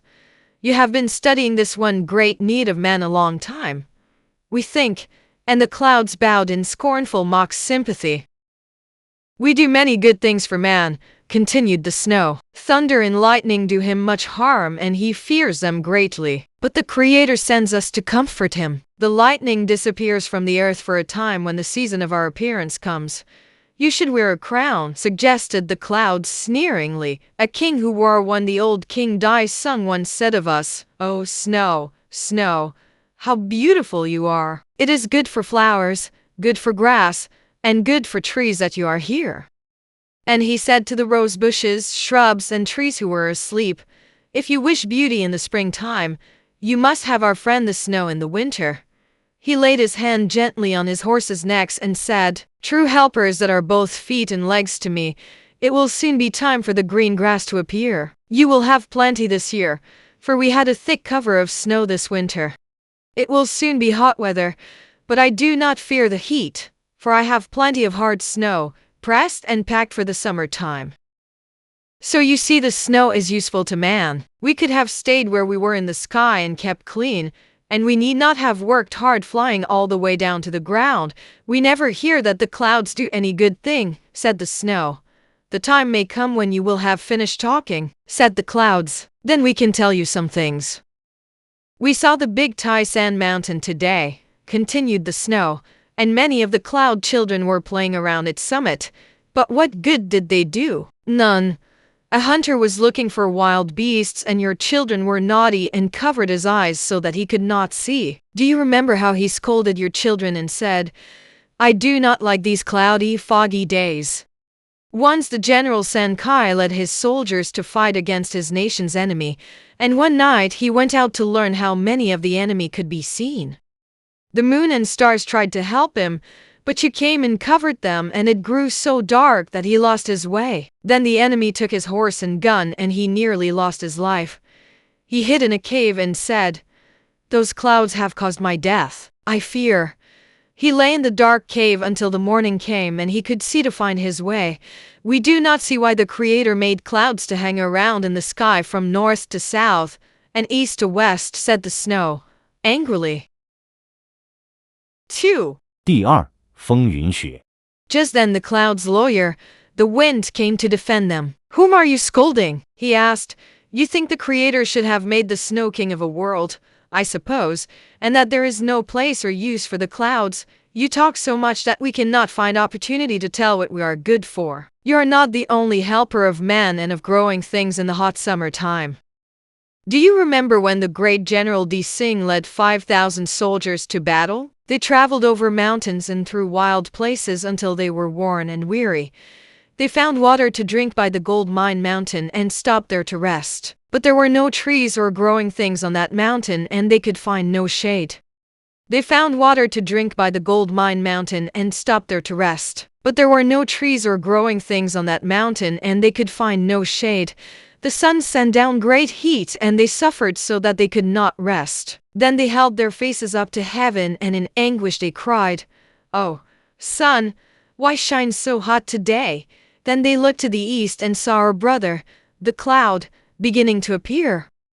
"Why do you not come to us and cover the face of the sun that we may have shade and rest?" They pleaded of the cloud. And so our brother came and stood between the earth and the sun.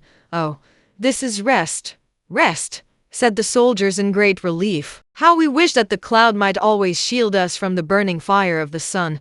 And not only the soldiers, but all the farmers and woodcutters ask us to help them in the time when the sun comes close. "Can you do only this one thing?" asked the snow coldly. "Who carries the rain and the snow through the sky?" asked the wind. "I tell you there would be no rain nor snow but for the help of the wind and the clouds. You know well that the rain is made from the ocean water." One day the water said to the cloud, "Friend, I should like to journey around and around the sky, but I have no wings and cannot fly. My body is so heavy that I cannot move it, and I never expect to take this trip unless you, my friend, help me." And so we lifted the water and helped it step by step until we floated it through the air. Our first cloud faces were very light, but after we had traveled 5 or 6 miles through the sky, our faces changed to gray, and when we had gone 1,000 miles, our faces became black, and the farmers said, "We shall soon have rain." "Do you know why the faces of clouds grow black?" asked the wind. "Anger makes things black," said the snow. "But why should we know? For of ourselves we never change color." "It was because great strength was being put forth to travel through the sky," argued the wind. For soon the drops of water said, "We are tired and want to go back to earth again." Then we said to the water, "The earth people need you and all growing things need you. It is good that you go." And on the place where that water fell there had been no rain for 3 years. The king had bowed his head 1,000 times before our father and mother and had cried, "Oh, rain cloud, why are you so long in coming?" We heard the earth king's cry, and that night the mother of clouds said to us, "My children, you must go down to earth and help its people or they will perish." So we called all our brothers and sisters to go at the same time. And we went to earth and saved 1,000,000 lives. "The greatest wrong you have done is to forget who helped you when you were needy," continued the wind. "Do you remember that you once lived in the ocean, river, or lake? At that time I do believe that you were not well liked. In the sea you were in the lowest class and worked hard every day and night. When the wind came and blew you into waves you would always call out in a big rough voice, 'Ma, ma, sish, sfeses.' You were restless and unhappy, and tried to escape from that place, and the Cloud Mother pitied you. She said, I am very sorry. We will bring them up here with us, and she asked the sun's help to do it. For a day and a day, a night and a night, you were carried up to the first section, but you were not satisfied then, and you were taken to very high seats. You wanted the best places and would do no work unless the winds pushed and the clouds carried you. So we took you up high where we lived and had a happy time. Now you have forgotten all this. Who helped you up? Who made you pure? But the snow did not answer. Finally the snow said, Yes, our family is from the rivers and seas. We had forgotten. If we had only thought, we should have been more grateful. The sun was judge, and he said, We decide this case in favor of the wind and the clouds. The fish and the flowers. 余花意味 Once there was a Chinese merchant who sold flowers and fish. In the wintertime the flowers and fish each had a separate house to live in, but one very cold winter the merchant said to his servants, I think we must put the lily bulbs in the house with the fish. It is warmer there. And 1,000 narcissus bulbs which were growing for the great feast of the New Year were moved into the house with the fish. This made the fish angry, and that night they scolded the narcissus. Friends, said the fishes, this is not your place, and we will not have you here. We do not like your odor. You will spoil our people. When men pass by our door, they will see only you. They will never see our family. You cannot help or do any good here. So you must go. Every day 100 merchants and students come to visit us. If you stand by our door, they will surely think the fish are all gone and there is nothing but flowers left.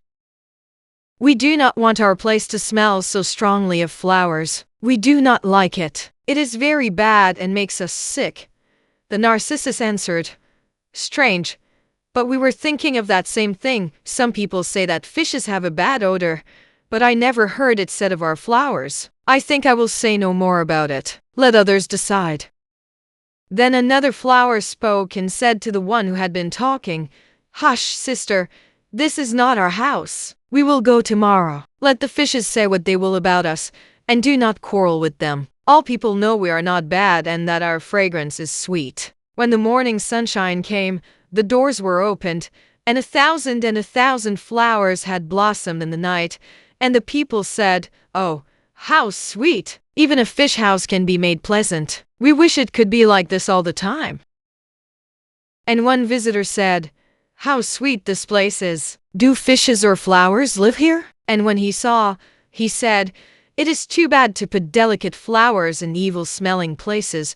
Then 3 students came to buy flowers. The servants brought 3 pots from the fish house, and the students said, We do not want pots from the fish house. Give us others. These have a disagreeable smell, like the fishes. The fishes heard all and were even more angry at the flowers, but the flowers heard and were happy, and they said, How foolish to quarrel and try to put evil on others. Ishi meaning, the good need no defense. Their best defense lies within themselves. The hen, the cat, and the birds. 鸡猫鸟 Once a farmer's boy caught 3 young woodlarks. He took them home and gave them his best and largest cage to live in. Soon they were happy and sang almost all day long. Everyone liked the birds very much, excepting the cat and the hen. One day the sun shone very hot and the birds tried to get out of the cage. They wanted to fly in the trees and bushes. The farmer's boy knew what they wanted and hung their cage in the tree. He said to himself, I think my birds will like this. They can get acquainted with other birds. I know birds should go with birds. That is their happiness. Then the woodlarks sang loud and long, for they were glad to be in the trees. An old hen was sitting on some eggs nearby, and her little ones were just beginning to come out of the shells. The singing of the birds made her angry, and she said to them, Will you stop that noise for a time so that I may hear my little ones call? I cannot hear a word my children say. That is not a pretty song anyway. When other birds sing, their songs are sweet. But your noise hurts my ears. Why do you sing all the time? No one likes to hear you. That foolish boy did not know much about birds, or he would not have caught you. There are plenty of other birds in the mountain. The thrush and the kind birds are good, with fine voices and clean and beautiful feathers.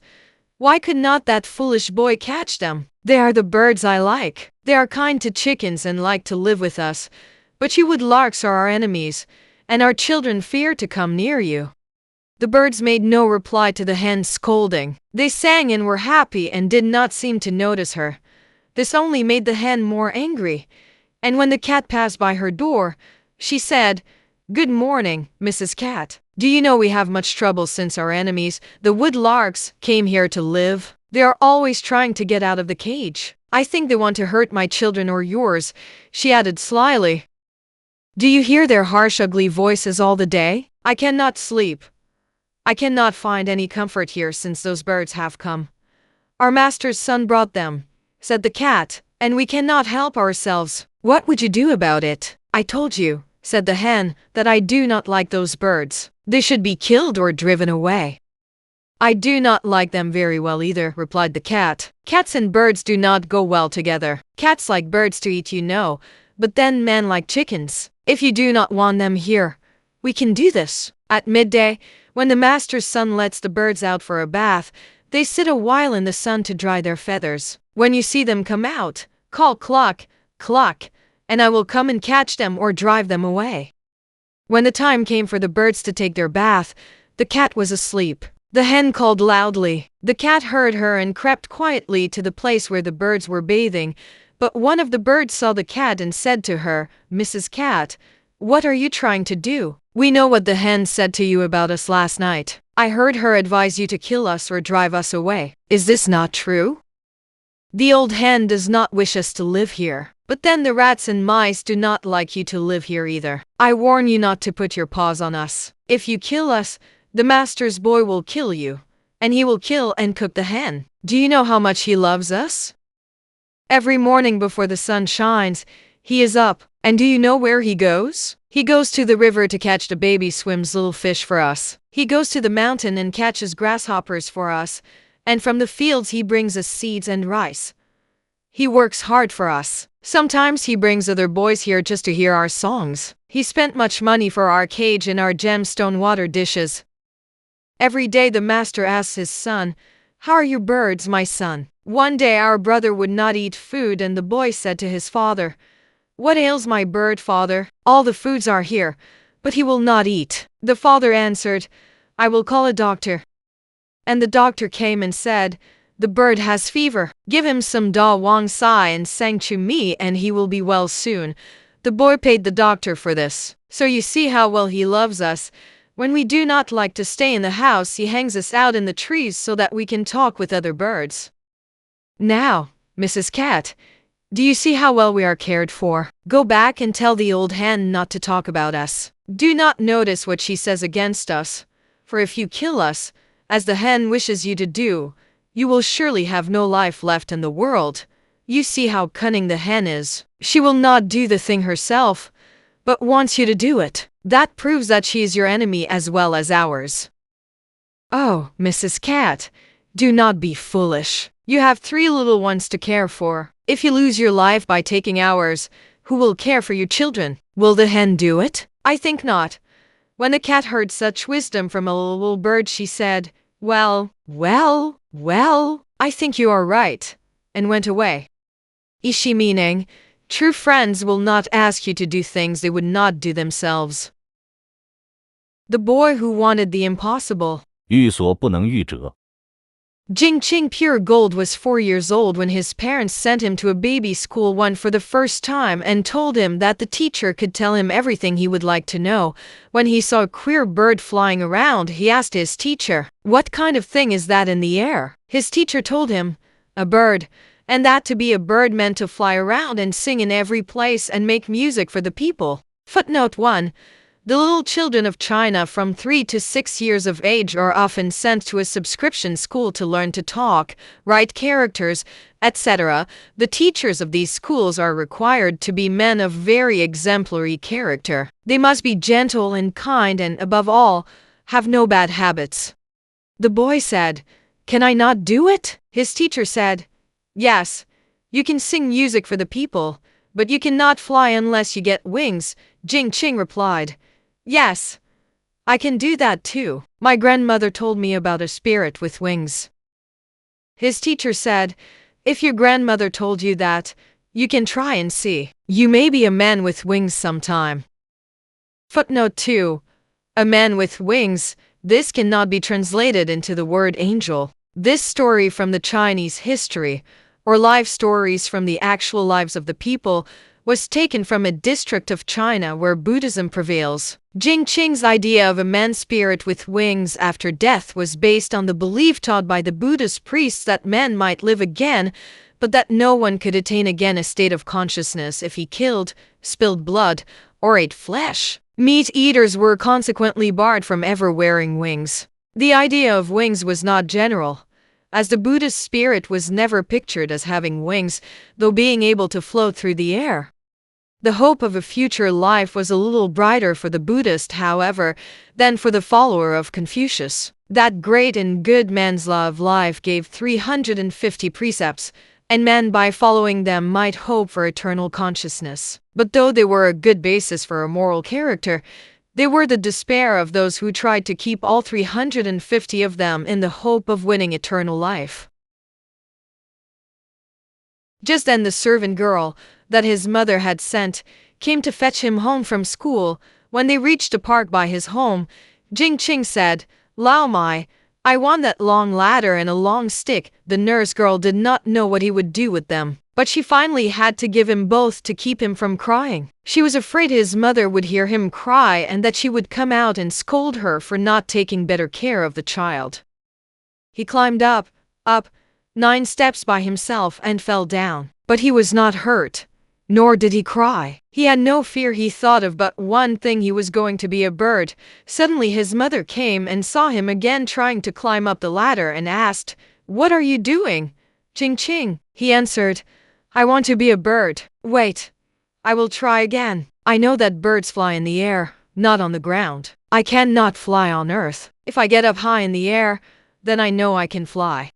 His mother thought he wanted to climb up and get a bird. She looked all around and said, There is no bird up there now. But Amma, I want to be a bird. Footnote 3. Canton dialect word meaning mother.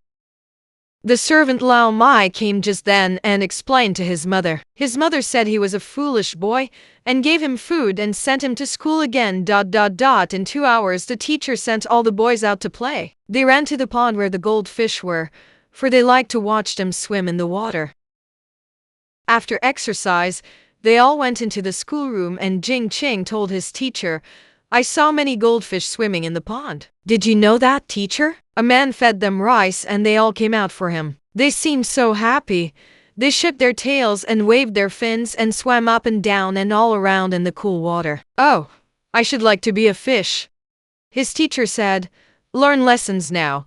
But Jing-Ching could not study. He could only think about the fish. Soon he asked that he might go out to drink. Then he went to the pond and took off his clothes. But the gardener saw him and asked, What are you doing, boy? This is school time. I want to be a fish, said Jing-Ching. The gardener thought he wanted to catch the fish and said, The fish are for your eyes and not for your hands. Do not disturb them. Jing-Ching sat down and waited until the gardener went away. Then he stepped into the water and talked to the fish. I am going to be one of you now, he said. Come to me and show me how to swim with you. But they all hurried away. For half an hour he splashed in the shallow water, trying to swim, until the teacher thought, Where is Jing-Ching? And sent a boy to see. He found him in the pond and asked him to come into the schoolroom, saying the teacher would punish him if he did not. No, said Jing-Ching, I shall be a fish. I told the teacher I was going to be a fish, and so the boy went back and told the teacher, who hardly knew what to think. Finally he went out with a stick and asked, Jing-Ching, what are you doing here? Do you know this is school time? Do you know that you were allowed only to go out for a drink and not to stay here and play? You have done wrong. Why, teacher? I told you that I wanted to be a fish, said Jing-Ching. I do not want books for exercises. I am going to be a fish and I will not go to school. Mother said you teach everything. Now teach me to be a fish. His teacher said, How foolish you are, Jing-ching. You are a boy, a man. You can learn many things better than to be a fish. Come with me now. That night when Jing-ching was walking with his mother and nurse out by the water, he saw the summer moon shining in the lake. How strange, Ma! The moon is under the lake. See, it raises the lake and shakes it all the time. I want it. What kind of a white ball is it? Then his mother told him that the moon was in the sky, not in the lake, and she explained and showed him. And when he saw the moon in the sky, he said, I know that it is not the moon in the lake, for it shakes. It is not quiet like that one in the sky. It is a silver ball, I know. He asked so many questions that his mother grew tired of answering and let him ask unnoticed. Then he wandered away a little distance and threw stones in the water. And the waters waved and the white ball danced so prettily that he wanted it very much. He waded into the lake, deeper, deeper, until he fell down. He screamed and swallowed the water, and it took a long time to make him alive again, after his mother took him out of the lake. When the neighbors heard about it, they said, Foolish boy, not satisfied to do the things he can, he is always wanting things he cannot have. Many people in this world are like Jing-ching, the boy who became a Hsao-tsze. 王孝子 Footnote 1. A title of great honor given to followers of Confucius who have been known from childhood to maturity by many people as having observed this law of Confucius faithfully. This is the true story of a boy who obeyed perfectly all his life the law of Confucius concerning honor to parents. Few have been able to do this. Among a people of many millions who have kept record over 4,000 years, only 24 men have been found worthy of the great honor of being called Hsao-tsze. 1,200 years ago, in Zhejiang province, there lived a poor widow and her son, Wang Xiang. The father had died when Wang Xiang was a baby, and the time came when they had only their little home left and not even one piece of silver to buy food with.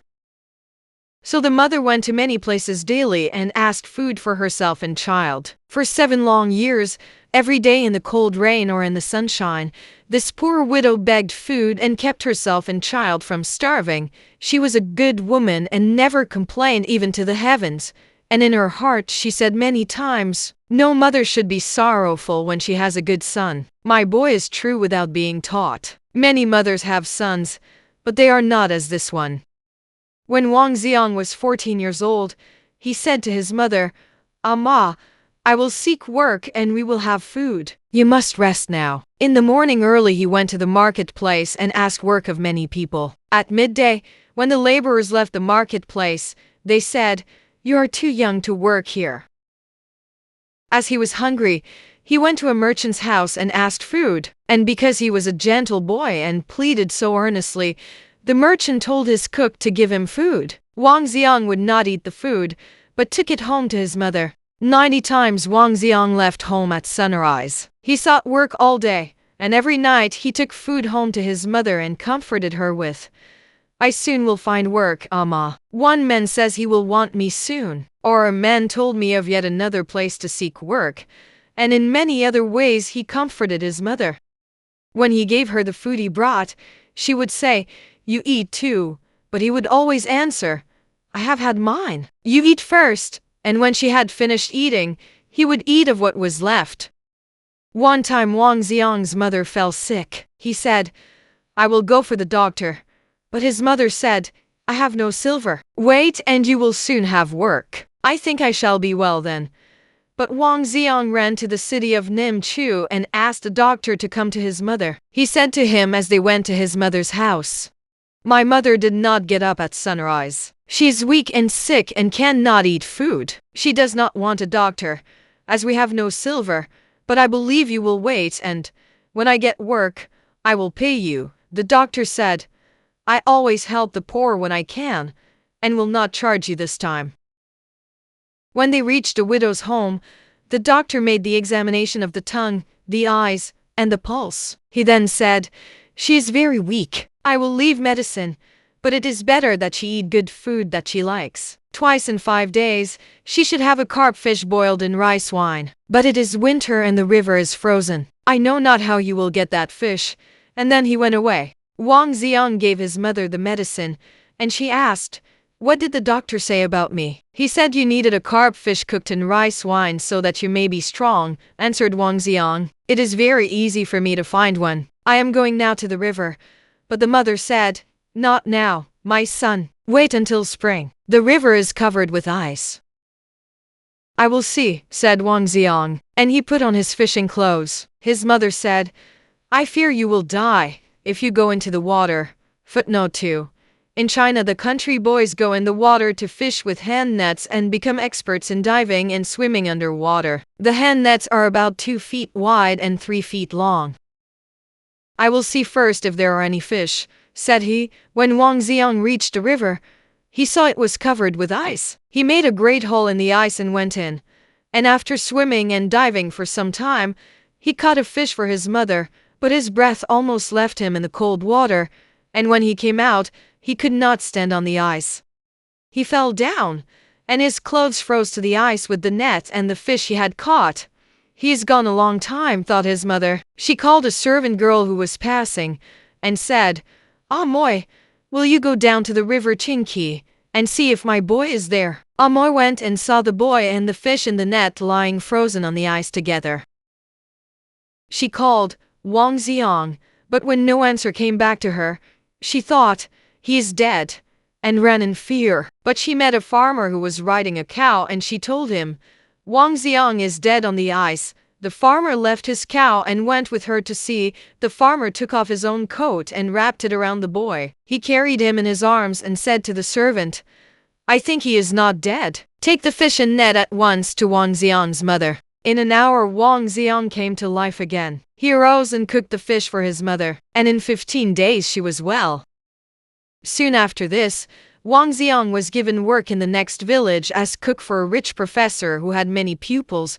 One day he went to the wilderness to cut wood. His mother knew that her boy worked hard, and so she went with him to help, and they worked until sunset. Suddenly a small tiger came out of the forest towards the mother, and from fear she became as one dead. Wang Xiang screamed and made a great noise. He threw his clothes at the beast and it ran away. Then he carried his mother home, and the neighbors who had watched him all his life said, "Wang Xiang will become a Hsao-tsze if he is always like this." Wang Xiang had seen 21 years when his mother died, and he had never left her for one day in all his life. He was liked by his teachers, schoolmates, and neighbors, for they said, "We can learn a great lesson from Wang Xiang, who has loved and honored his mother perfectly." While his mother was living, Wang Xiang worked for her and spent little time or money in study. But after she died, he studied hard. When his work in the professor's kitchen was done each day, he always sat outside the schoolroom door where he heard the teacher giving lessons to his pupils. Footnote 3. Pupils. Chinese school children in small country places sit at a long table to study. Sometimes there are from 40 to 60 at one table. For 7 years he studied in this way before the teacher, Hsao-tsze, knew. But one day he found out what Wang Xiang had been doing. In time he came to love him as his own son, and he asked him, "Would you like to be my Kai-zi son by adoption?" And Wang Xiang said, "I would, but I am poor and unlearned, and you are rich and honored. It could not be." But his teacher said, "I want you in my school. I have had many pupils, but none that have worked and learned as you have. I have known many sons, but none of them served and honored his parents so faithfully. Think about this 2 or 3 days and then give me your answer." After 3 days, Wang Xiang decided, and he came to Hsao-tsze, his teacher, and kneeling down before him, he bowed his head low, and after this time he was as the professor's own son. In 16 years, Wang Xiang graduated from the great university with highest honors. He had studied all the books of the Chinese schools and was now a Hanling. Fad. He served his nation and emperor wisely and had a high state position for more than 20 years. The people called him Xin Zan before the emperor. But when he came home to his native province where people had known his deeds all his life, they bowed their heads low in affection and called him Hsao-tsze.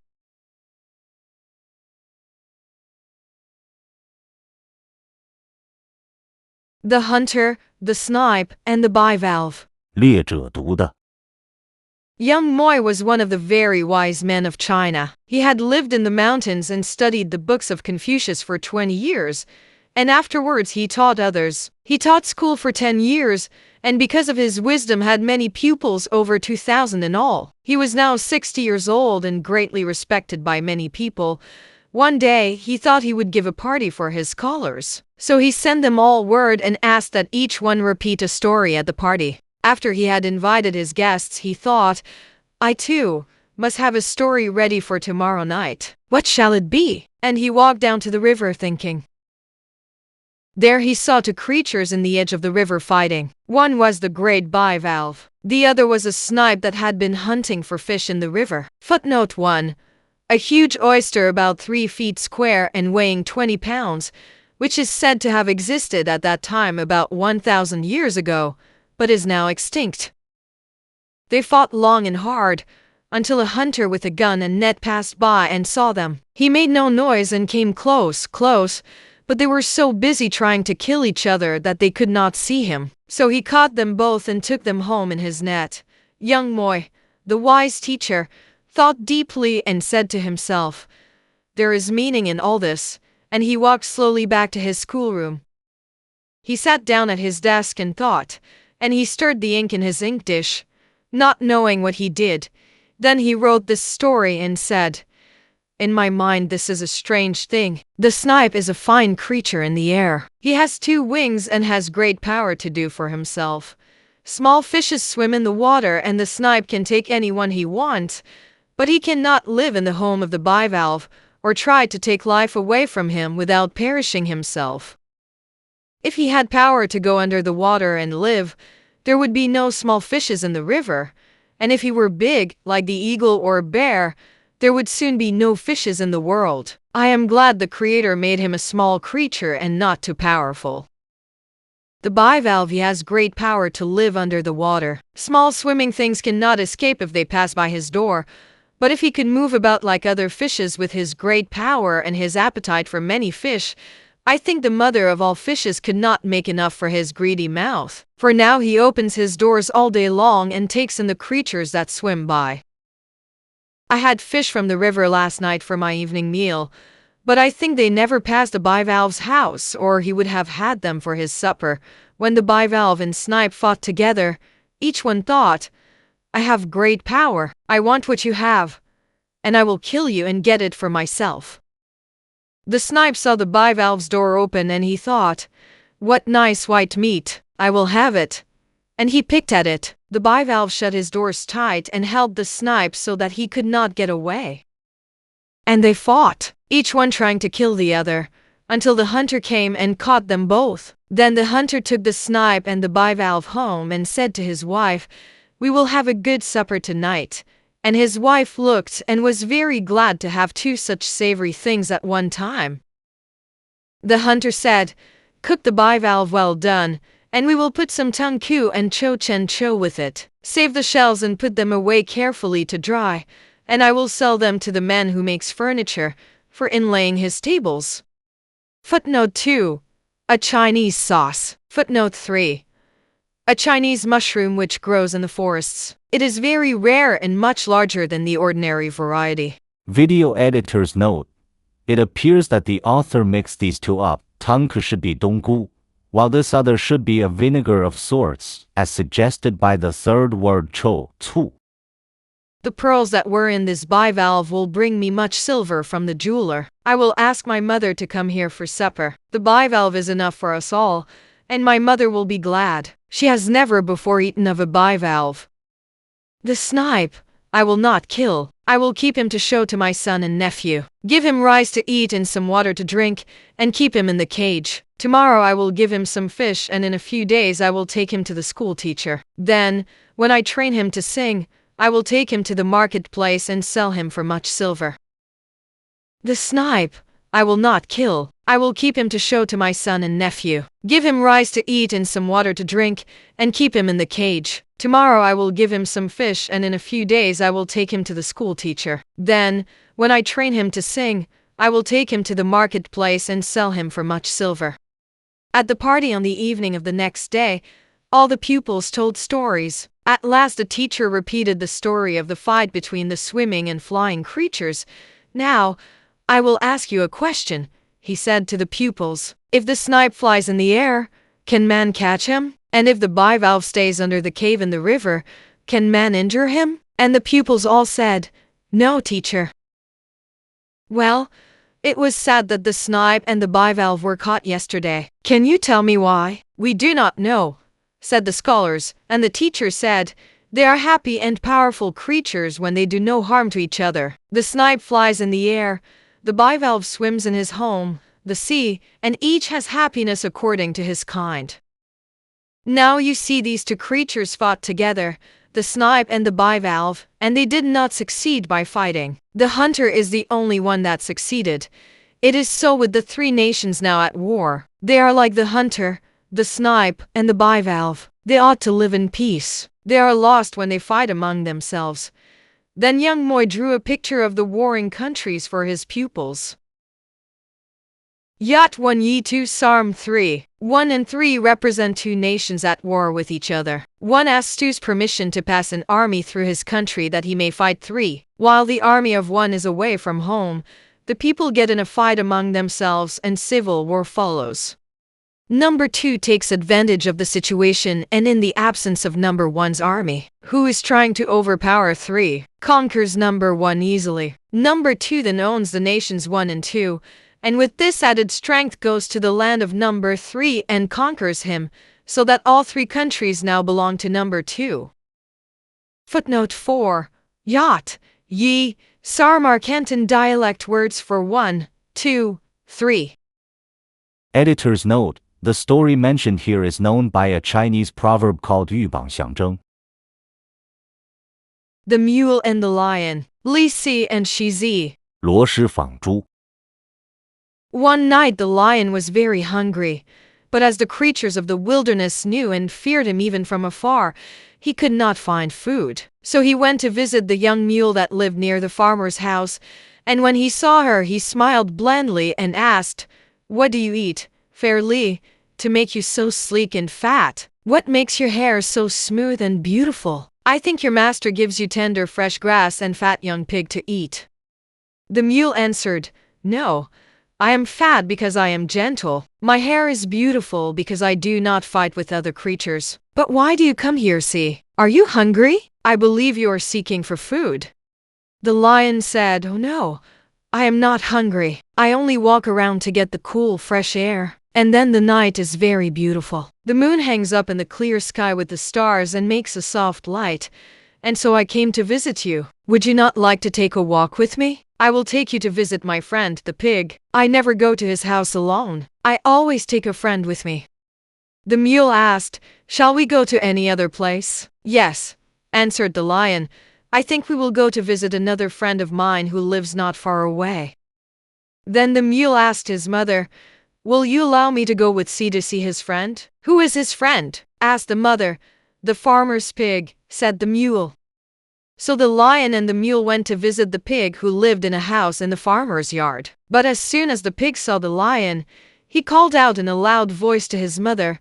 The lion said, He is afraid of me. I will hide and you may go in first. When the pig saw that the mule was alone, he thought the lion had gone. He opened his door wide and was very friendly to the mule, saying, Come in. But the lion jumped from his hiding place and caught the pig as he came to the door. The pig called to his mother in great fear, and the mule begged the lion, saying, Let the poor little creature go free. But the lion said, No, indeed. I have many pigs at my house. It is better for him to go with me. Then the lion carried the pig, while the mule followed. Soon they came to where a fine-looking dog lay on some hay behind a net. The lion did not seem to see the net, for he dropped the pig and tried to catch the dog, who cried loudly for mercy. But the lion said to the foolish mule, See how rude the dog is to us. We came to visit him and he makes a loud noise and tries to call the hunters so that he will drive us away. I have never been so insulted. Come here, Li Zi, at once and help me. The mule went to the lion and the net fell and caught them both. At sunrise the hunter came and found the mule and the lion in his net. The mule begged earnestly and said, "Hunter, you know me and you know my mother. We are your friends and we do no wrong. Set me free. O hunter, set me free." The hunter said, "No, I will not set you free. You may be good, but you are in bad company and must take what it brings. I will take you and the lion both to the marketplace and sell you for silver. That is my right. I am a hunter. If you get in my net, that is your business. If I catch you, that is my business." Ishi meaning, bad company is a dangerous thing for man or beast. The Fa-Nien-Ts'ing and the Mön-Tien-Sing. 满天星不如万年青。 Confucius had labored teaching the people righteousness for many forgotten moons. One day he said to himself, "I have taught many years and I will now rest a while." He thought for a few days and said, "Where shall I go to find rest?" Then he spoke to Zi Lu, Yen Yuan, and Zi Kong, his faithful pupils, saying, "I have been thinking that I would now rest for 3 moons and visit the Tai-san mountain, but I do not wish to go alone. I should like you to go with me. Where on the mountain is the best place, do you think?" "On the southwest side where the sun shines warm and the wind does not blow cold," answered Zi Kong. And Zi Lu, Zi Kong, and Yen Yuan went to their own rooms and planned the journey. After 10 days Confucius and his pupils went to the Tai-san mountain to rest for the 3 moons. But even there his pupils studied, for they took their books with them. As Confucius walked on the Tai-san mountain he said, "How great and beautiful are the things made by the Creator! Even the trees, bushes, and flowers are beyond man's understanding." Then he went to the temple and saw the images of honored men, and when he looked at the face of Dai Yi, the just, he said, "You are very great. We remember and honor you, and other generations yet to come will remember and honor you."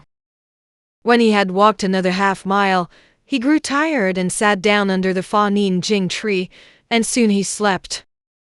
Suddenly he heard a noise. He awoke thinking his pupils had come, but seeing no man he lay down again to sleep. Once more he heard the same noise, and looking upward he saw the Mön-Tien-Sing and the Fa-Nien-Ts'ing trees looking into each other's faces. But they were not happy. The Mön-Tien-Sing's face was distorted with anger, and in great wrath she said to the Fa-Nien-Ts'ing, "If I were the Creator, I would not allow you to live. A year and a year passes by and you do not grow. You eat much food and you have more earth than I, and still you do not grow. I never heard that you did any good things since you were born, and it is said you have lived here 500 years. Your branches are crooked and your bark is rough.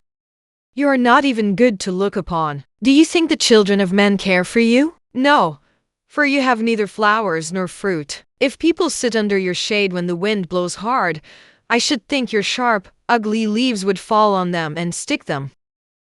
It is a strange thing that the woodcutter does not chop you down, useless thing. If I were the Creator, I would not allow the sun to shine on you, nor would I give you rain to drink. I would cause the wind to blow hard until you fell down dead.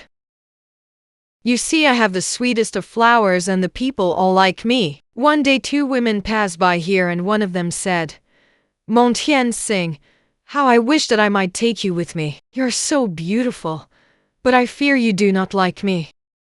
3 times I have gathered your flowers for my hair, but I was careless and passed by a bush and it did but touch them when their lovely petals all fell to the earth. I wish that I might take you to my garden, and that you would grow there and open your beautiful flowers every 3rd moon forever. My name is Mön-Tien-Sing, which means flowers every 3 moons. If you do not know another meaning it has, I will tell you. When you look in the sky on a summer night, do you know how many stars are there? Even men cannot count a clear sky filled with shining stars. I am Mön-Tien-Sing. Mön means full, Tien means heaven, and Sing means stars. Sky filled with stars, that is my name. I grow very fast. Every 3 moons I bear 1,000 and 1,000 flowers. I do not need servants to care for me, for I grow everywhere. Even the chickens and birds like me. They come to me and eat my seeds and grow fat. If I were the Creator, the Mön-Tien-Sing would grow everywhere in all the world, and fill the earth with its sweetness. But oh, I wish I could go away from you. I do not like even to see you, and here I must stand always by your side. Your branches are too strong, for when the wind blows, they come close and hurt me and spoil my beautiful flowers. I will pray the Creator to bring a woodcutter and cut you down today, useless evil thing." The Fa-Nien-Ts'ing did not answer, though he bowed his head in shame. He knew well that he was ugly and that his leaves were sharp and his bark rough, but he said to himself, "I know in my heart that someday someone will like me too, for the Creator made me and he surely made me for good. I will keep patient and wait." In about 3 moons the cold days came and all things were frozen. The rivers stood still, the flowers were no longer seen, the trees and shrubs threw all their leaves to the ground. But the Fa-Nien-Ts'ing held his head up and smiled bravely, and he kept his leaves and they grew green and green. Then he said to himself, "The cool wind is good for me. The frost does me no harm. I feel better. This is my happy time, for the people like to have green in their houses now." Today they came to the mountain and they found no other thing that was yet green but my leaves. A young man was about to be married. He could find no flowers, so he took some of my leaves and branches to put in his house. The birds come to me for shelter from the cold wind and snow. They say the Fa-Nien-Ts'ing is a good home for them. The winter is cold, cold every day, but I grow greener and greener. The woodcutter comes and stands by my side and says that I keep the cold wind away from him. I know the Creator made me for good.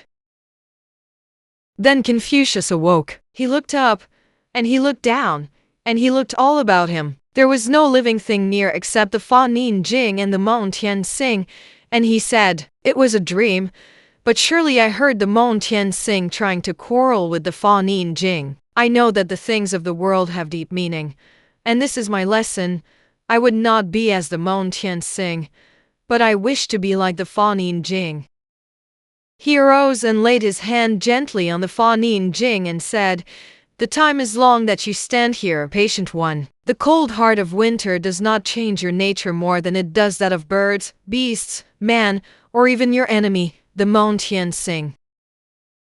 The cold weather makes you better, for you grow green as the springtime, and there is no other tree, bush, or flower which can do this. When the frost of winter comes, where are the flowers? Where are the leaves? Where are all the growing things of beauty? Where is the grass? Where is the green of the field? They are gone. The first cold wintry wind of adversity takes them one by one, but you alone can withstand sorrow and grow even more beautiful. Your life is a lesson to me. I am serving the king and serving the people, but there are few who like me now. 3 kings have tried to kill me, though my doctrine is to serve the world and help everyone. But kings will not listen to my teaching, and my brothers tried to drive me away, as the Mön-Tien-Sing wished to drive away the Fa-Nien-Ts'ing. For 4 days I went without food, and many were the enemies around and against me at that time when the king banished me. But I know that it is my duty to live and teach in the world, although it is winter for me and the cold winds of adversity blow and the hearts of my people seem hard and cold like rocks of ice. I hope I will be as the Fa-Nien-Ts'ing and stand firmly on the mountain of righteousness forever, that I, Confucius, may do good to a wintry world. I would not be as the Mön-Tien-Sing. It is covered in the morning with the flowers of beauty which it drops before the evening. It is beautiful for an hour, but is frail beyond all of its kind. It bears no fruit and its flowers last but a day, while the Fa-Nien-Ts'ing is strong of heart and mind, though a world is against him. The body that deserted the stomach. 身不愿养胃。 Man's body is a perfect and wonderful thing. His hands are strong to do. His feet are strong to walk. His nose judges whether things are good to eat. His ears hear clearly. His eyes help him to see all the things of the world and to study books. His brain can think great thoughts. And so we call the body of man a perfect thing. But one day the different parts of man's body quarreled among themselves about the work. Many complaints were brought against the stomach. The hands and feet said, "We work all day and yet we are nothing. Do you know whom we work for?" The eyes said, "We find many chickens, fish, eggs, and much rice and tea for the stomach. He takes all and does no work for it. He does not even think. And though he never does anything for us, we are always working for him." Then they all agreed to refuse to work longer for the stomach. They said, "Tomorrow we will tell the heart and have him judge one who is to be blamed." So the next day the tongue told the brain about it, and the brain said, "I will see the judge tonight." Footnote 1. The Chinese picture the heart thus, with two sides. To the larger side, everything is brought by the brain for the heart judge or conscience to pass judgment on. If he pronounces a thought or a feeling worthy, it goes into the memory, where it stays, otherwise it is rejected. When the heart heard the story, he said, "Yes, you are right. If all of you lie down and refuse to help the stomach, if you do not give him any rice or meat for food, or any tea for drink, he will learn then that he cannot live without you." In a little time the stomach wanted food and said to the hands, "Give me a piece of fish, some rice, and a cup of tea." The hands were quiet and said nothing.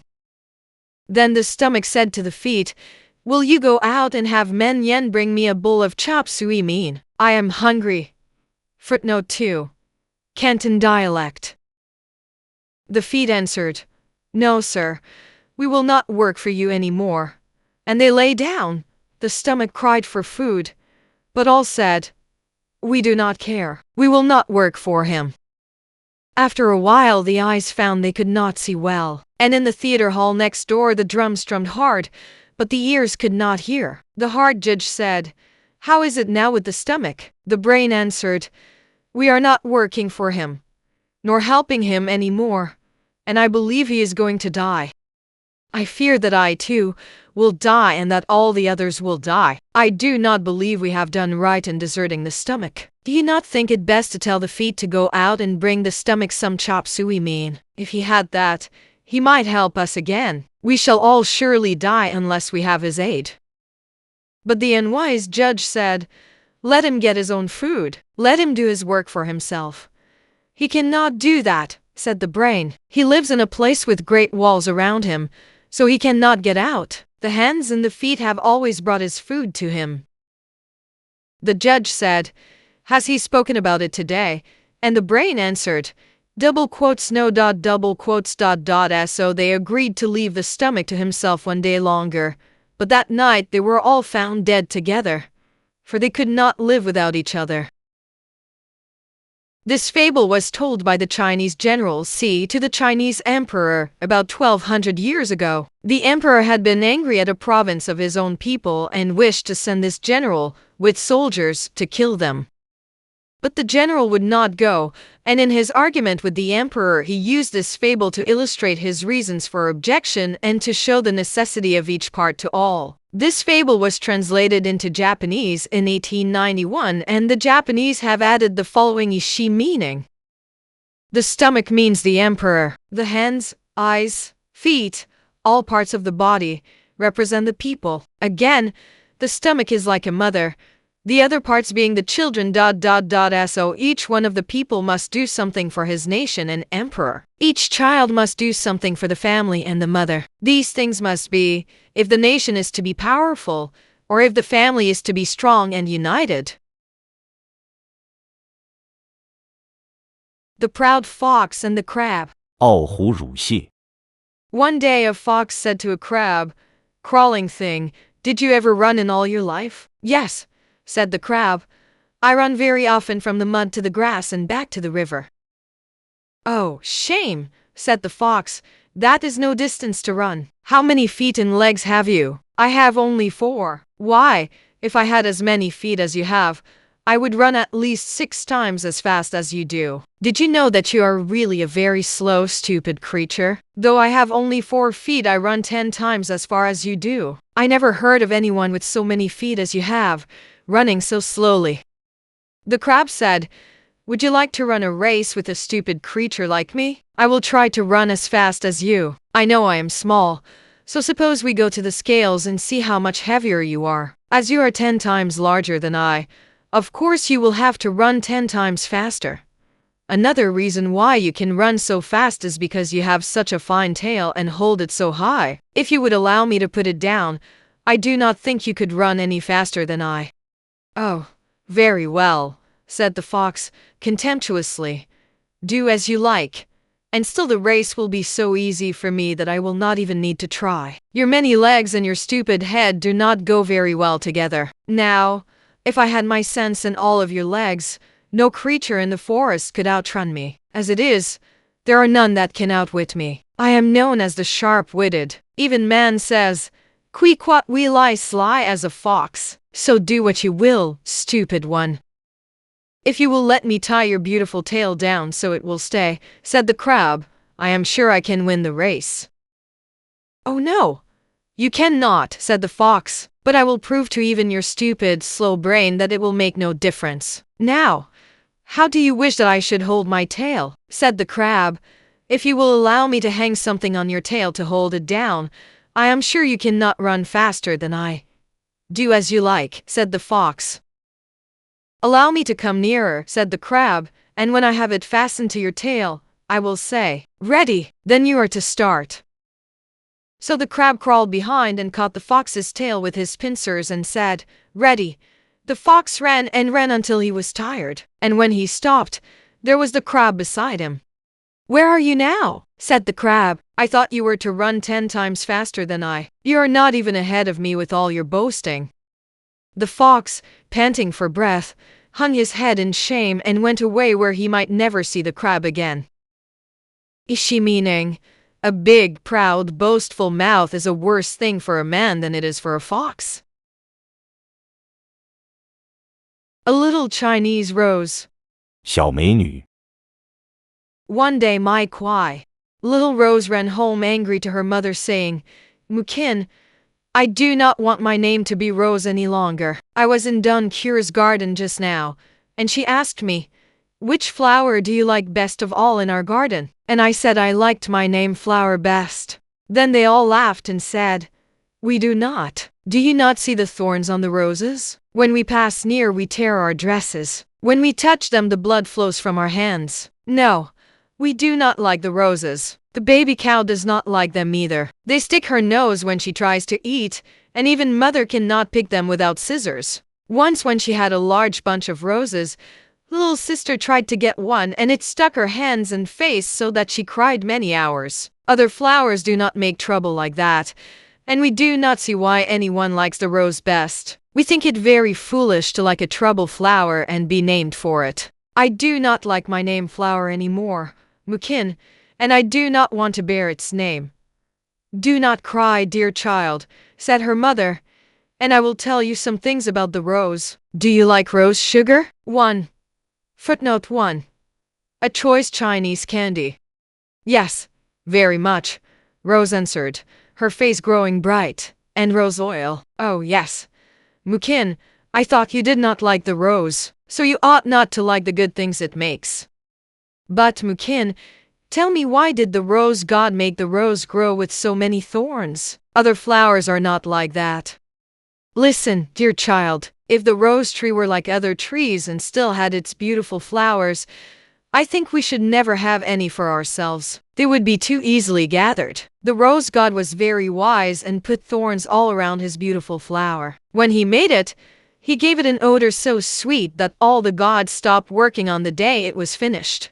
The thorns mean, honor the rose which grows forever. The cows cannot touch it, and the pigs never go near it, and careless children or wasteful people cannot destroy it. Do you see, dear, why the rose must have thorns?" The next morning Rose found in her room a beautiful new rose pillow made of the sweet-smelling petals. When she laid her head on this fragrant pillow she said, "Mukin, I do not wish to change my name." The Eagle and the Rice Birds. 物必归原 Once a mother eagle had a nest with 3 eggs in it, and she was very happy while waiting for her 3 children to come from the eggs. But one day 2 schoolboys, named Jung Po and Hu Yin, who knew of her nest, talked together, and one of them said, "Did you know that the eagle likes the rice birds?" And the other boy replied, "No, she does not, for I have seen her drive them away." But the one named Jung Po said, "Not only can I make an eagle like a rice bird, but I can make them change natures and live with each other." "You cannot do that," answered Hui Yin. "Will you give me a piece of silver if I can make the eagle like the rice birds and take them as friends?" And Hui Yin said, "Yes, I will give you a piece of silver if you do that, but I know you cannot." And so they clapped hands. Footnote 1. This is similar to the Occidental custom of shaking hands on an agreement. So Jung Po went his way hunting many birds, until finally he found a rice bird's nest with 5 eggs in it. He took 3 of the eggs and put them in the mother eagle's nest, and then he took the 3 eggs from the eagle's nest to the nest of the rice bird. In 25 days the eagle's nest had 3 baby birds in it, and Jung Po was glad. One day he heard the mother eagle saying to her 3 babies, "I do not know why your feathers are not as mine, and your voices are so different, and you are such very little things. I will go and ask my oldest son to come here tomorrow, and see if he can tell me why you are so." On the next day the eagle's son came to visit his mother, and he said, "Ah, Ma, I am glad to see my 3 little brothers, but their faces are not like yours or mine." "I know that what you say is true," said the eagle mother. "I wished you to come, so that we might talk of this strange thing. You are my child, and they are mine, but they are not like you and me." "I will see what they eat," said the eagle's son. Then he gave them a piece of meat, but they could not eat it. "They want rice all the time," the eagle mother told him. "They will not eat meat." The mystery was so great that the eagles could not understand. Soon the strange nestlings were flying with the eagle mother. One day she took them to a pleasant place to play, and on their way home they passed a rice bird who called to them. The mother eagle said, "Do not go with him, come with me." But the little ones would not listen, and when the rice bird said, "Kai kai," and flew down to a rice field, the 3 little ones left the eagle mother and went with the rice bird. The eagle mother called many times, but her strange children would not come to her. Then she said to the rice bird, "Why did my children follow your call and not mine? How did you teach them in one breath what I have not been able to teach them in all their lives?" And the rice bird father said, "They are not your children. They belong to the rice bird mother. She is coming now. See for yourself." Soon 16 rice birds flew near, and the eagle mother saw that they were all like her children. The rice bird said, "You see, it is as I told you." "But they must be my children," said the eagle mother. "I cannot understand this, for I never had children like them before. My other children were like me, and they never behaved in this way. But I will take them home again and feed them, and when they grow older they may become like me and the others of my family." "It will never be so," said the rice bird. "I am sure of that. You need not hope that these children will ever be eagles. You see, they do not eat meat. They eat rice. They know the rice bird's call without being taught. They do not speak the same dialect that you speak, nor sing the same songs. They are surely rice birds, and you cannot keep them longer in your home." The eagle mother tried again and again to call her children, and they only said, "Sheik, sheik," which meant that they would not come. She waited long, but they refused to go with her. Then she chided the rice birds and said, "You are a bad company, and you have tempted my children to join you. Why do you not tell them to come home with me, their mother? If you do not cease your evil actions, I shall eat you or drive you away." The eagle mother flew away alone to the mountain, and she sat on a great rock and waited long for her children to come home. The night came, but her little ones did not return. In her heart the eagle mother knew they were lost to her. All the dark night she cried aloud in her grief. In the morning she hunted long, but she could not find them. She said to herself, "This is a strange and dreadful thing that has come to me. I remember that I once heard a coral bird say that some of her children had left her in the same way, and she believed some bad boy had changed her eggs. For she had 6 yellow children in her nest, and when they could fly they went away with the yellow songbirds. She found her own children one day in a camphor tree. I wish that I might find my own children." Just then she met the coral bird mother, and she asked her, "How did you find your own children?" And the coral bird mother said, "I was passing by the camphor tree when I saw the little ones alone, and I asked, 'What are you doing here?' And they said, 'Eating nuts.'" "Do you like nuts?" I asked. "Oh yes, very well." "Where did you come from?" I said. "We came from the yellow bird family." "But you do not look like the yellow birds." "No, and we did not talk nor eat as they did. Where is your home now? We have no home. Why do you not live with the yellow bird, mother? We were not happy there. The others do not eat nor drink, nor sing as we do. We are not fond of them, nor they of us. You are like me and mine, I told them, and we looked at each other and saw the same feathers and the same color. Then they asked me where my home was, and I told them under a rock of the Wutuo mountain. So they went with me, and my house and my food were pleasant to them. In some way, though, we could not tell how, we knew in our hearts that we belonged to each other, and we were happy. The eagle mother thought long about the story of the coral bird, and the next morning she left her nest early and went to the wilderness to seek her lost children. On the way, she met a cousin eagle who asked her, "Why are you crying and crying?" The eagle mother answered and said, "I have lost 3 children. Have you seen any lost in the wilderness? I could not sleep all last night, for a great trouble has come to me." The eagle cousin said, "I saw 3 eagle children pass here. They went to the Fa-Nim tree and ate of its fruit. They were playing there, and seemed to be happy." The eagle mother went to the Fa-Nim tree and saw 3 little eagles, and she said, "Children, how did you come here?" The little eagles answered her, "We are not your children. Why do you call us? We have had no mother since we were born. The rice bird left us when we were small. She said we were not her children. Then an eagle came along and gave us food until we could fly." The eagle mother said, "You look like my older children, and I believe you are mine. Would you like to go with me and see our home?" Then the little eagles talked together and said, "She is very kind to us. Of course we do not know her, but we might go and see her home." So they went, and in that eagle mother's house, they soon knew her for their mother, and she knew her own children. And Jungpo lost the money, for it was proved that he could not change nature. Each bird went back to its own kind. The eagle is always an eagle, and the rice bird is always a rice bird. Ishi meaning, the good cannot stay with the evil. Light cannot be changed into darkness, nor darkness into light. White is always white and black is always black. The rice bird is always a rice bird and the eagle is always an eagle. Each is according to his own nature and kind. Men need not try to change those things which the Creator made changeless. The children and the dog. 孩童与犬 Wu Xing lived near the marketplace, and all the children thought him a very wonderful man. He trained fine dogs to do almost everything but talk. If one wanted a dog educated, Wu Xing was the man to take him to. Whether for hunting, for performing tricks in public places, or from door to door anything, all things, Wu Xing could teach his dogs. This is why the children thought him a wonderful man. It came time for Wu Xing's little boy to learn how to teach dogs. So one day he brought his son, a very young one, from the marketplace. Then he told him how the dog should be taught. It would take 3 years to teach him all.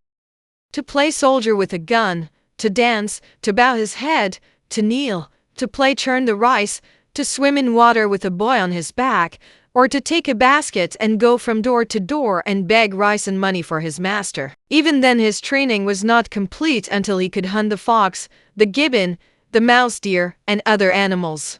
Footnote 1. The Chinese farmers have a rice churn which takes the final husk off the rice. It holds about 2 bushels and works with treadle very much like our old-fashioned dog churns. It takes the women about half an hour to churn or thresh 1 churnful of rice. Wu Xing's little boy had been named Yang Yung, which in Chinese means forever. The reason for the name was this.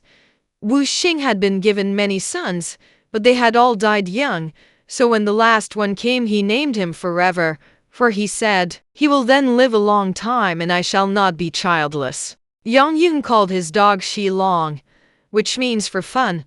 He was a very wise dog and learned so many tricks in a short time that he was known and admired by all the boys in the country around.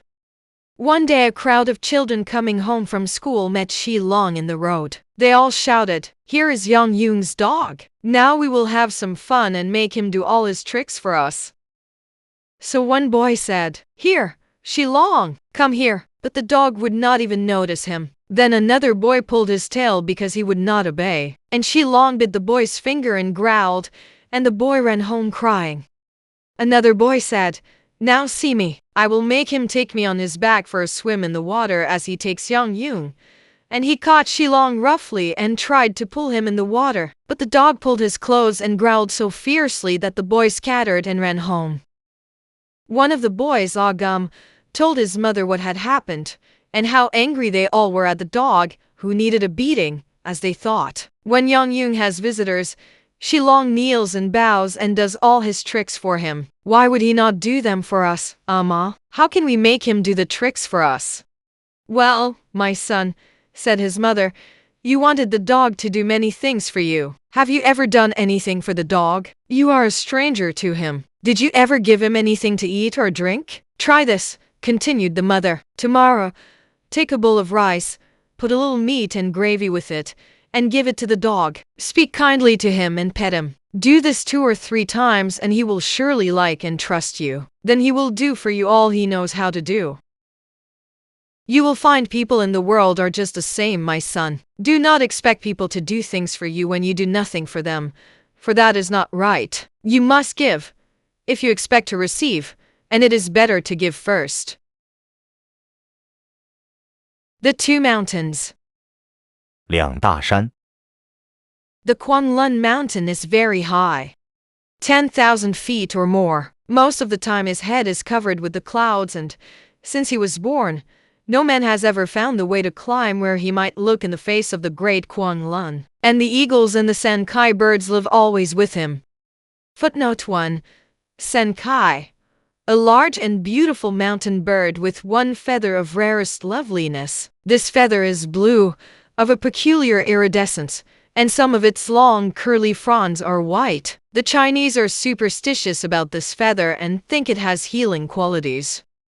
They sometimes trap the Senkai bird and pull its one beautiful feather, letting the bird go free. It is 6 years, the hunters say, until the lost feather is replaced. The Senkai is very long-lived, and its feathers are greatly valued for fans.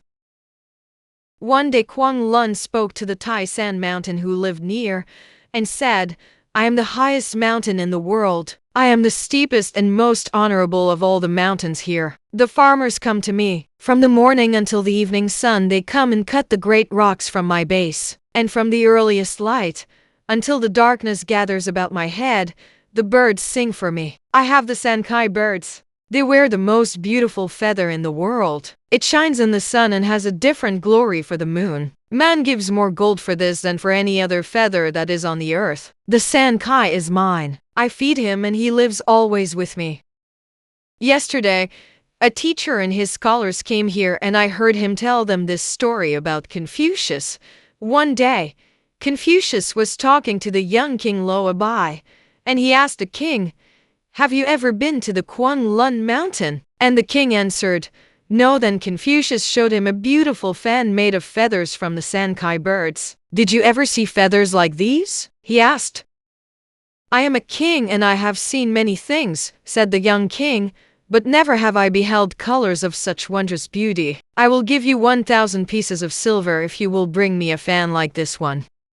And Confucius answered, If I can persuade you to do one thing that I desire greatly, I will give you the fan, for I should not like to sell it. I could not well take silver in exchange for it, as it was given to my honored ancestor, my great-great-grandfather. But as I have said, if you will take my advice concerning a certain matter, you shall have the fan.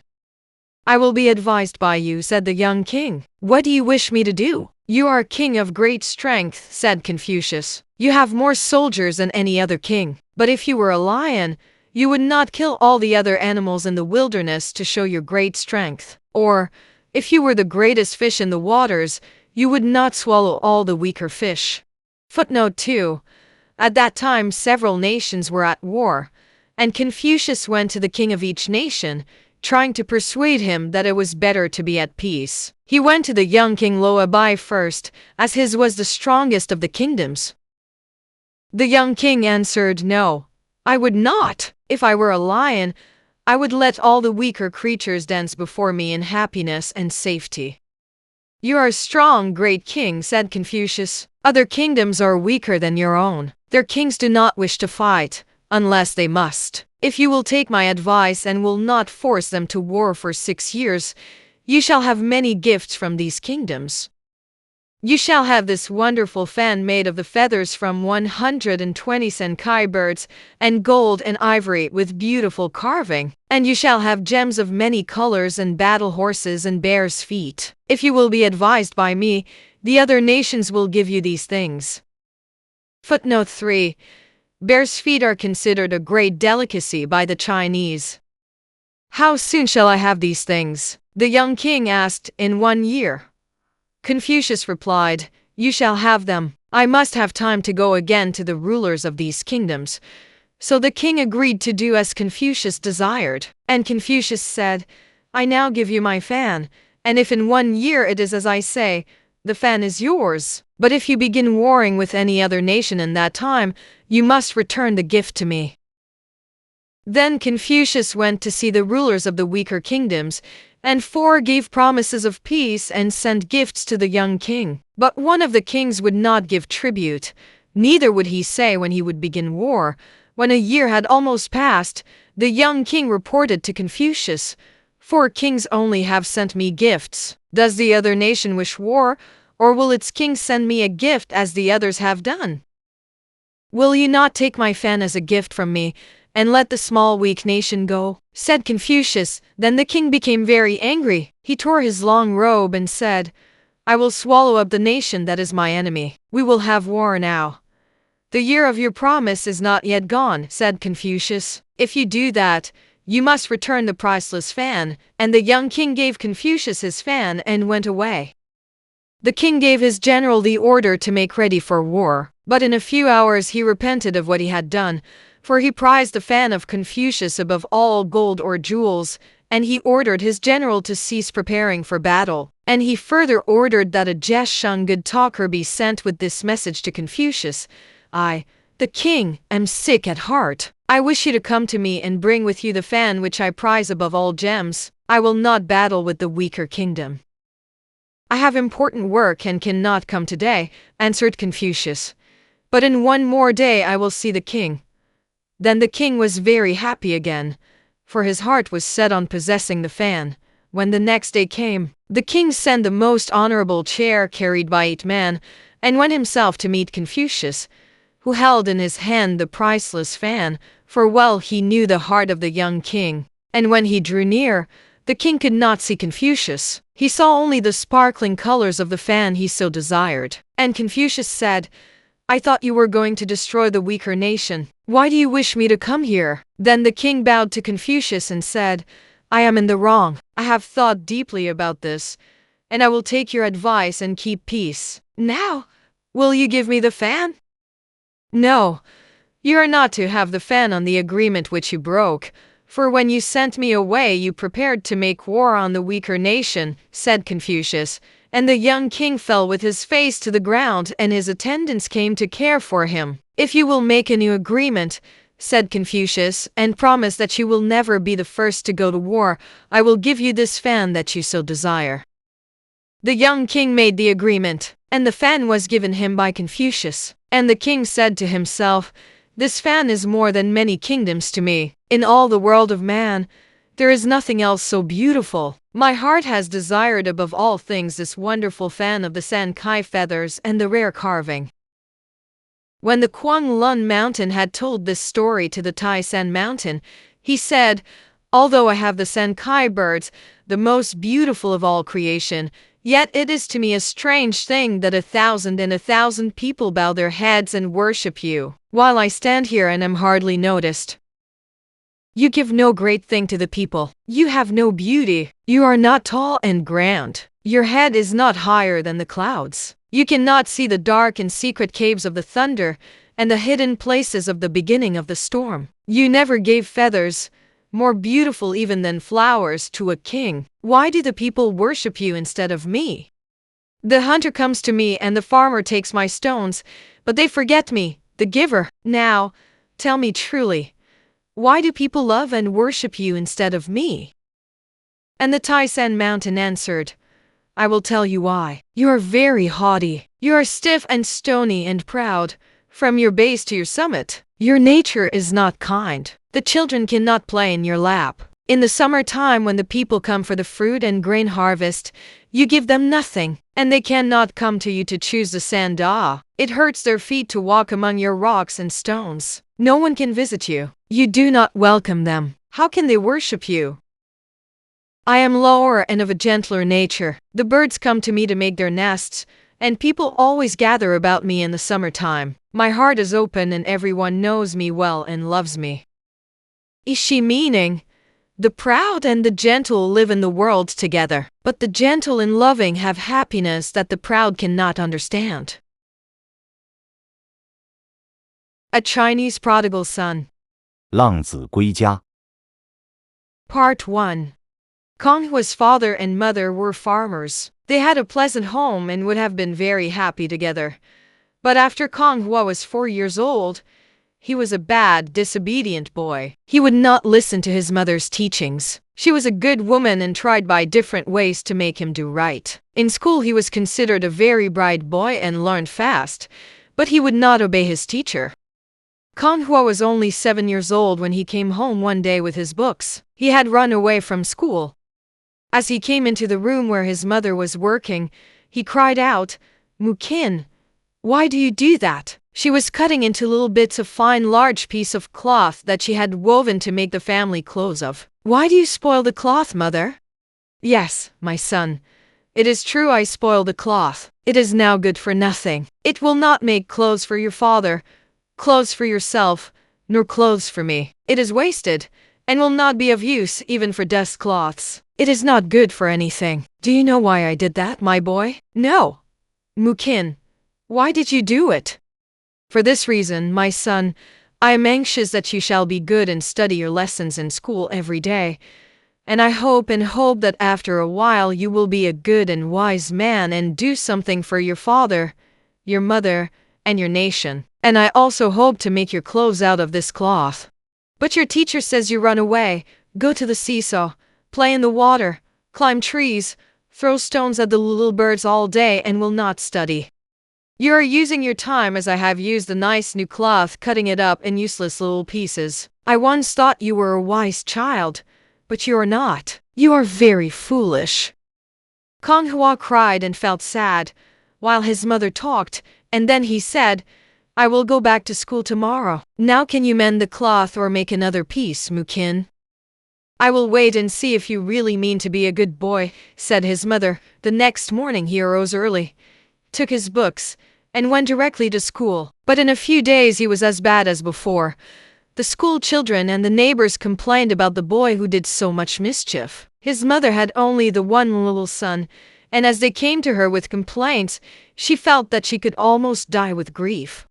She lay awake all night thinking, "What can I do to teach my boy the good? Who can give a boy lessons if not his own mother? Oh, I must think of some way." Next morning Konghua was up at the usual time and went into the kitchen for food. But the kitchen was dark. There was no fire, no food.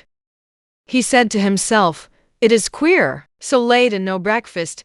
He went to his mother's room and called, "Mukin," but there was no answer. He then went close to her bed and touched her, but she did not move. He then ran to his aunt and told her to go and see that his mother was surely dead. She answered, "It may be that the gods have taken her away because you have been such a bad boy. Now will you be a better boy?" And he promised. Then she ran to her sister's home to see if she was dead. Konghua stayed outside trembling with fear, while his aunt went in. She soon saw that her sister was not dead and told of the promise of Konghua. "Did my boy think I was dead?" asked his mother. "Well, keep him at your house for 2 or 3 days and send him to school. Let him think, and he may be a better boy." Konghua's aunt told him that if he learned his lessons and obeyed his teacher, it might be the gods would allow his mother to stay with him after all. While his aunt prepared breakfast for him, he asked many questions. "What did you do with my mother? Will there be a funeral?" "Never mind," said the aunt. "Go to school and do not be so bad anymore, and we shall see what happens. It may be your mother will live again." Part 2. For 2 days Konghua was good, no schoolmate complained. No neighbor complained. He studied his lessons and obeyed his teacher. Then he went again to his mother's house. He saw that she was alive, and in a few days he was again as bad as ever. I cannot teach him. He must learn things for himself, said his mother. I do not know what else I can do. And it was so until he was 12 years old. His mother tried to help him to do right, but it seemed of no use. Shortly after he was 12 years old, he came home from school one day and said, Mukin, I want to go to Xiangxi. I will leave school. No one likes me. No one plays with me. I do not like school and I will not go anymore. I shall be a merchant and make money. His mother thought he was too young to know what he wanted, and so paid little attention to him. But he insisted, and finally she said, Go to your father. His father was surprised and asked, You wish to make money? How can you make money without money? Xiangxi is a long way off and it will cost you much to go there. Then you will need more to be a merchant. Kong Hua said, Give me enough to reach Xiangxi and I will go. He insisted until his father beat him and said, Now go back to school. I will hear no more of this. Kong Hua was keen and determined. He borrowed money, quietly, a little here and a little there, and then he ran away to Xiangxi. For many days his mother tried to find him. She did not think he would go far by himself. Finally she learned that he had gone to Xiangxi and gave up searching for him. One day Kong Hua, who still lived in Xiangxi, said to a friend, I must go home now, if I can get money enough. I have learned some life lessons and now I am going. His friend said, We have good times in Xiangxi. Why do you leave? It is not the place where I ought to be, answered Kong Hua. I have tried many things here and in all the 13 years have not had success. No one will have me for a bookkeeper. I tried to be a merchandise agent, and in 2 months I was discharged. I then worked in a bank for 40 days, when they paid my salary and told me to go. Tomorrow I need money to pay my rent, 3 months due, but I have no money. I order clothes, and they say, No money, no clothes. I ask friends to lend me some, and they do not even answer me. I see now I have been very foolish. I have been here 13 years and I try to have a good time. I drink, I smoke, I dance. I go to theaters and halls every night. I spend all of my money when I have work. Now I have no work. All my friends have left me. They will not trust me for a piece of silver. I have been very bad. I was a bad boy at home. My mother was good and gave me many lessons which I would not learn. Because my mother was so good, I have no excuse for my miserable condition now. I must go home and show her I am sorry at last. I know now that in all the world there is no friend like a mother. I will write to her tomorrow and say in my letter, Mukin, I am going to leave the opium, theater, and dance all bad things. I will ask her to send me money to come home, and I will then take my father's place on the farm. I will take the oxen and plow the rice fields, plant the corn, and tell my father to rest. I will help my mother so she need not cook nor do any other work. There is no one like father and mother, and no place but my home for me now. Kong Hua wrote the letter and sent it by a friend, telling him to say good words for him, for he felt that he deserved nothing after causing his parents so much sorrow. 13 long years and at last a letter from our dear son, cried Kong Hua's mother. His parents were filled with joy and asked the bearer of the good news all about him. How long would it take for the letter and money that they would send to reach him? Would he come at once? His mother wrote, My son, Kong Hua, come to our home. We feel that you will do what you say in your letter. The house, the land, and all we have is yours, and we will rejoice to have you come and care for them. The time will seem long until you are here. Kong Hua went to his parents as soon as the letter and money came to him, and he was a good man from that time and served his parents and made their old age glad. He did everything as he had said he would. He took the oxen and plowed the rice fields. He planted the corn, and he helped his mother in the house, and all were happy. The Lion and the Mosquitoes. 诗受闻笛 One day Afu's father said to him, Come here, my boy, and I will tell you a story. Do you remember the great lion we saw one day, which Hsao-tsze caught? You know a strong rope held him, and he roared and tried to free himself until he died. Then when Ake took him from the net, he looked at the rope and the bamboo carefully, and found 5 of the great ropes broken. How strong is the lion? 20 children like you could not break 1 strand of that great rope. But the lion broke 5 complete ropes. He is the strongest of all animals. He catches many creatures for his food, but once he lost a battle with one of the least of the wilderness creatures. Do you know what it was? A bird could fight and then fly away. Was it a bird? No. My son, a man is stronger than a lion. No. Do you not remember the woodcutter who could put down 5 strong men? One night a wilderness lion caught and killed him.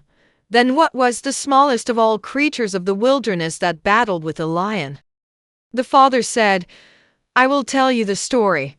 Once in the summertime the lion was very thirsty, but the sun had taken all the water near the lion's home and he went to many places seeking for it. In time he found an old well, but the water was not fresh. As the lion was very thirsty, he said, I must drink, even though the water is stale. But when he reached down into the old well, he found that it was the home of all the mosquitoes of the wilderness. The mosquitoes said to the lion, Go away, we do not want you. This is our home and we are happy. We do not wish the lion, the fox, or the bear to come here. You are not our friend. Why do you come? The lion roared and said, Weak and foolish things. I am the lion. It is you that should go away, for I have come to drink. This is my wilderness, and I am king. Do you know, weak things, that when I come out from my place and send forth my voice, all the creatures of the wilderness shake like leaves and bow their heads to me? What are you that you should have a place you call your home and tell me that I may or I may not? Then the mosquitoes answered, You are only one. You speak as if you were many. Our people had this old well for a home before your roar was heard in the wilderness, and many generations of us have been born here. This home is ours, and we are they that say who shall come or go, and yet you come and tell us to go out of our own door. If you do not leave us, we will call our people, and you shall know trouble. But the lion held his head high with pride and anger and said, What are you, O small of the small? I will kill every one of your useless people. When I drink, I will open my mouth only a little wider, and you shall be swallowed like the water. And tomorrow, I shall forget that I drank today. Boastful one, said the mosquitoes, we do not believe that you have the power to destroy all our people. If you wish battle, we shall see. We know your name is great and that all animals bow their heads before you, but our people can kill you. The lion jumped high in his rage and said, No other creature in the wilderness has dared to say these things to me, the king. Have I come to the vile well of the silly mosquitoes for wisdom? And he held his head high, and gave the mighty roar of battle, and made ready to kill all the mosquitoes.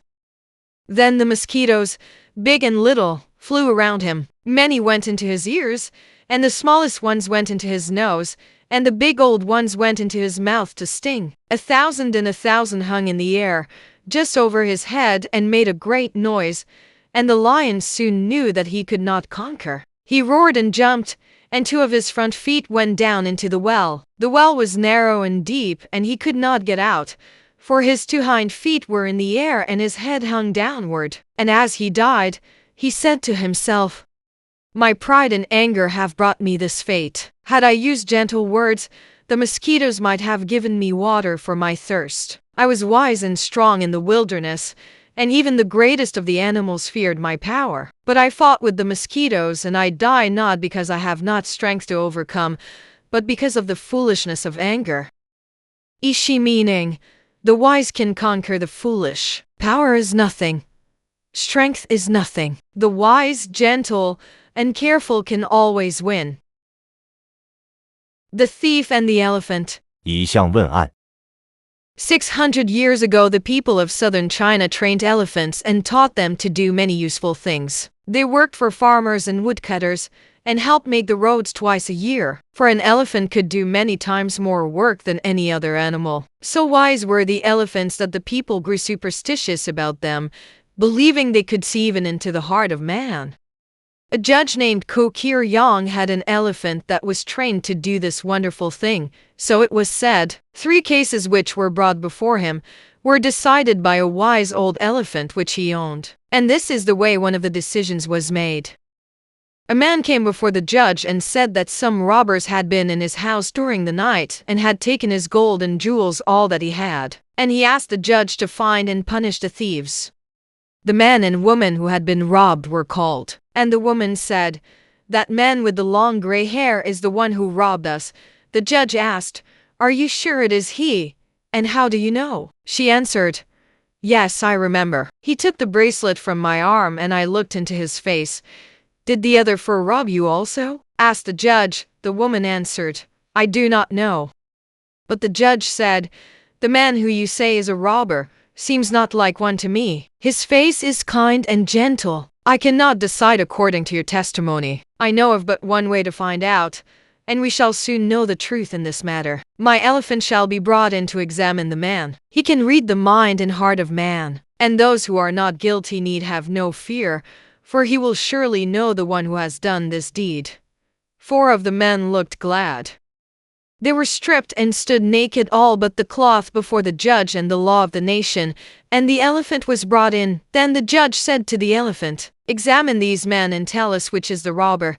The elephant touched with his trunk each of the 5 accused men, from his head to his feet. And the white-haired man and the 3 others stood still and laughed at the elephant with happy faces, for they knew in their hearts they were not guilty, and they thought the elephant knew. But the 5th man shivered with fear and his face changed to many colors. While the elephant was examining him, the judge said, "Do your duty," and rapped loudly. The elephant took the guilty man and threw him down on the floor dead. Then the judge said to the 4 guiltless men, "You may go." And to the woman he said, "Be careful whom you accuse." Then he said to the elephant, "Food and water are waiting for you. I hope you may live a long time, and help me to judge wisely." After this, many wise men who were not superstitious went to the judge and said, "We know that your elephant cannot read the heart and mind of man. What kind of food do you give him, and what do you teach him? Man himself lives only from 60 to 100 years, and he knows little. How could an elephant read the heart of man, a thing which man himself cannot do? Did the spirit of a dead man grow wise and enter that elephant? We pray that you explain." And Ko Kir-yang, the wise judge, laughed and said, "My elephant eats and drinks as other elephants do. I think he surely does not know a robber from an honest man, but this is a belief among our people. The honest man believes it and has no fear, because he has done no wrong. The thief believes it and is filled with terror. Trial before the elephant is only confession through fear." The General, the Bird, and the Ant.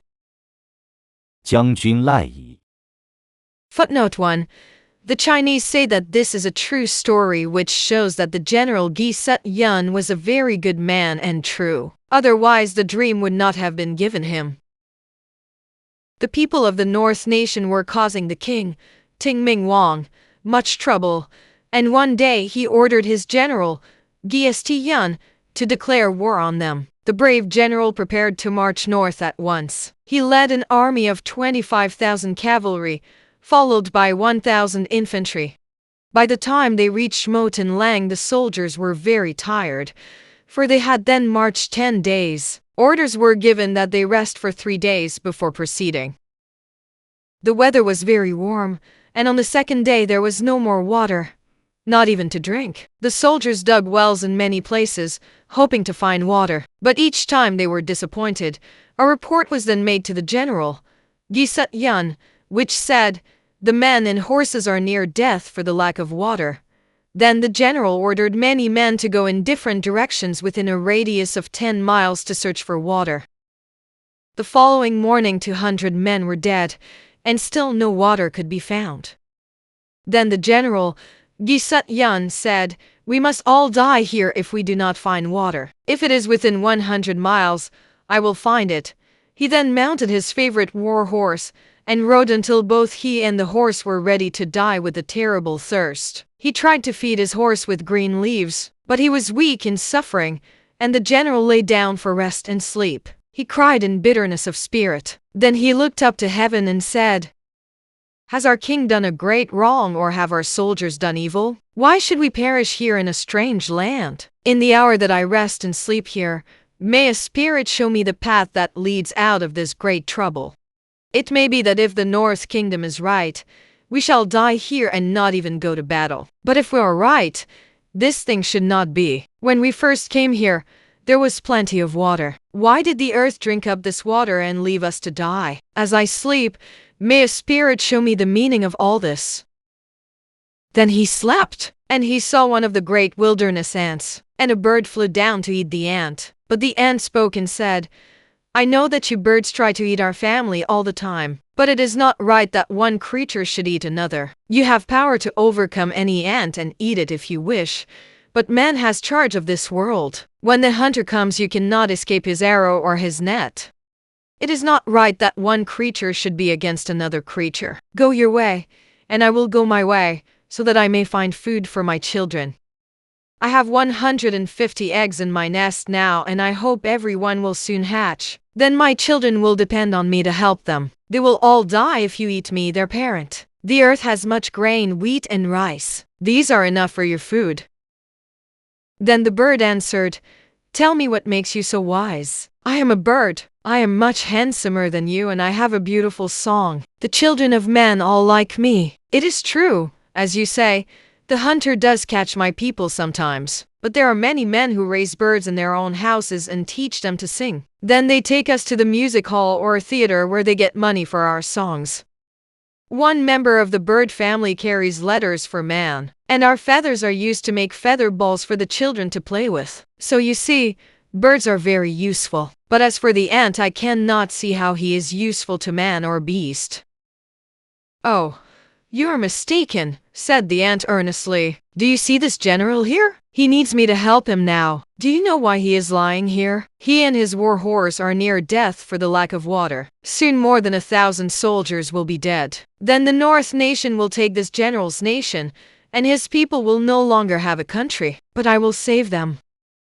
Long ago our people saved a nation. Once there was a war between the East and the West nations, and the general, Hsao, nearly perished for water, even as this general here is doing. But my people always build their homes near water, and he followed their road, and they showed him the way to water and saved many lives."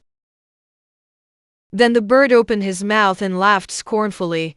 "Sheik, sheik, I do not believe that story. You are speaking falsely. I know of one very evil thing your people have done, which I will tell you about. Men built a great tower on the North Mountain once, and soon it fell to earth again. After a time they discovered the cause of this trouble. It was not the wind, nor the storm, nor the rain, nor even the earthquake that shook the tower down. It was found that ants had eaten the wood, and this caused it to break and fall. Birds do not make trouble in the world. Ants do. But I will give you fair warning, that if you do not do this good thing you boast of, I will eat you at once."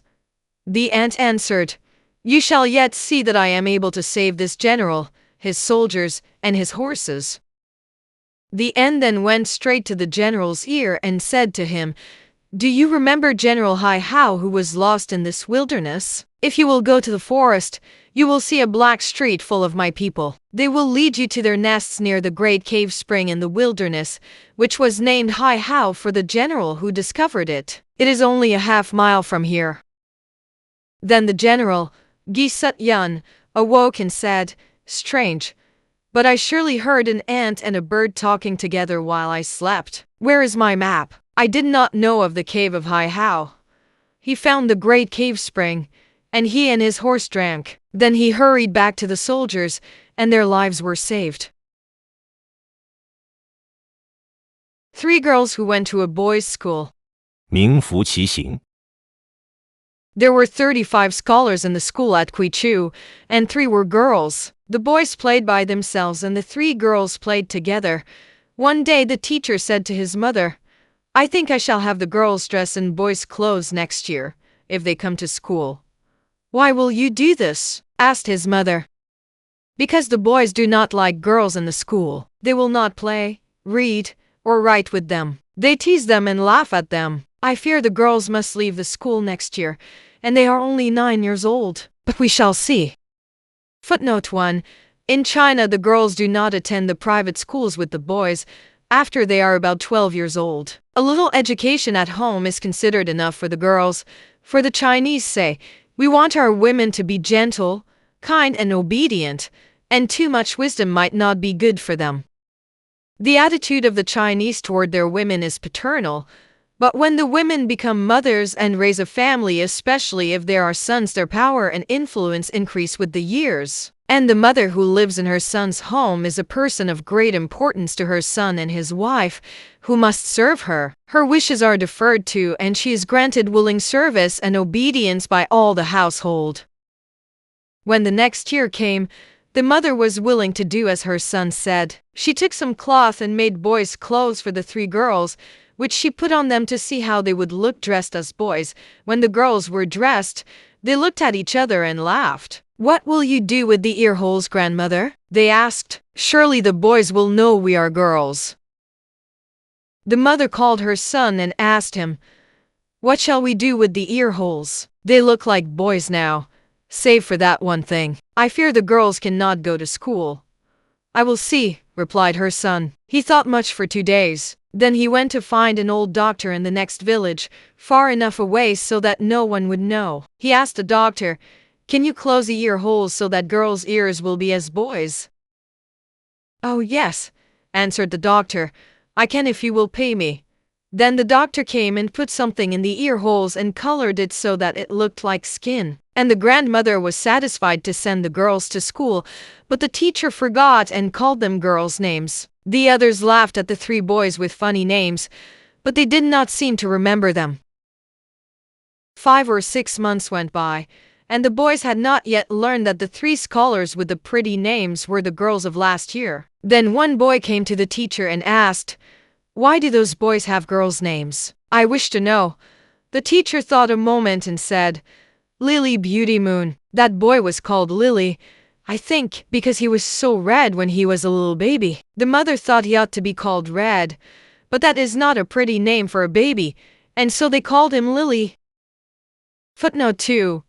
In China, the favorite Lily is Red. And do you not think that Beauty's name suits him? He's the handsomest boy in the school. I think his mother called him Beauty because he was such a pretty baby. He's as pretty as a girl. I think it is right that he should be called Beauty. Moon's name is suitable for him too. You know he is gentle and fair. Did you ever see a more gentle boy in school? I think he was always very gentle and fair, and so his mother gave him that name. All his friends like him as they do the moon.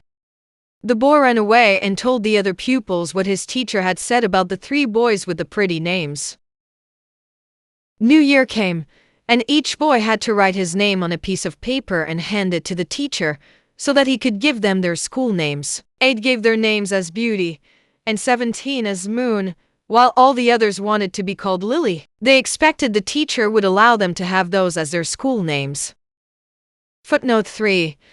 In China, 4 names are given to a boy. First, the mother name, which is given the child by the mother when it is born. Second, the school name, given when he begins school and which he keeps throughout his school days, his degree being given to him in this name.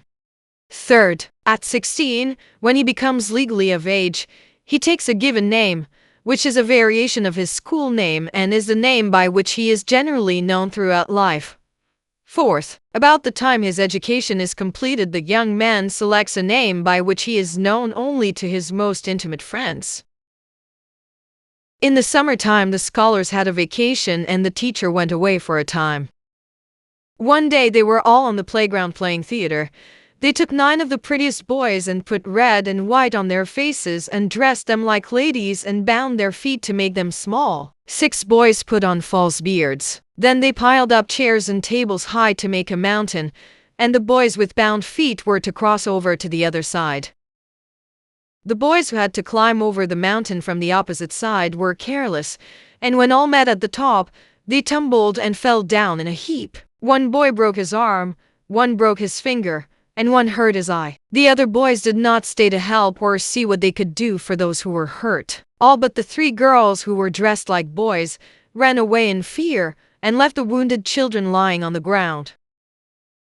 One girl ran for the doctor. The other two stayed and gave the hurt ones water to drink, fanned their faces, kept the flies away, and cared for them like little mothers. In a few minutes the doctor came. He asked, "What were you doing, boys?" The boys were so hurt and scared that they could not talk, but the girls told how it had all happened.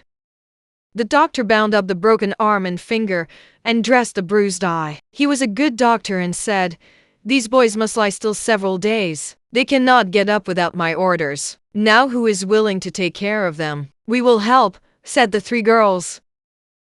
The teacher came back and school began again. When he called for the names of the pupils, they gave those which they liked best: Lily, Beauty, and Moon as before, but the teacher said, "No, these names are all wrong. There is only one Lily, one Beauty, and one Moon in this school now. You boys cannot use the names I gave you. You had beautiful names, but your acts were not beautiful. You ran away when your schoolmates were hurt. You had no pity for them. Had it not been for Lily, Beauty, and Moon, they would have died. These names mean something. Beauty makes the world a pleasant place for us to live in. The moon shines and gives us soft light. The lily gives us beauty and sweet-smelling odors. Your acts were not like the names." After this, when boys want such names, they must do something to be worthy of them.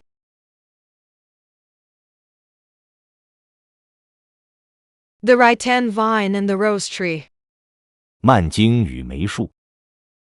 In the Sanhui district, in the garden of a rich merchant, lived the Londatang Rattan Vine and the Muikui Rose Tree. Footnote 1. The literal meaning of Londatang is, never stop growing. This is a vine like rattan brought from the Pangwu Island to China over 1,000 years ago by some Chinese fishermen. It grows with wonderful rapidity, completely covering a house in about 3 years. It affords valuable protection from the hot sun to the thin-roofed Chinese houses. One day the rose tree said to the rattan vine, "Londatang, please tell me how you grow so fast. What do you eat that you are able to go anywhere you wish? Nothing seems to hurt you. Nothing seems to stop you. Not even the stone fences or the clay roofs.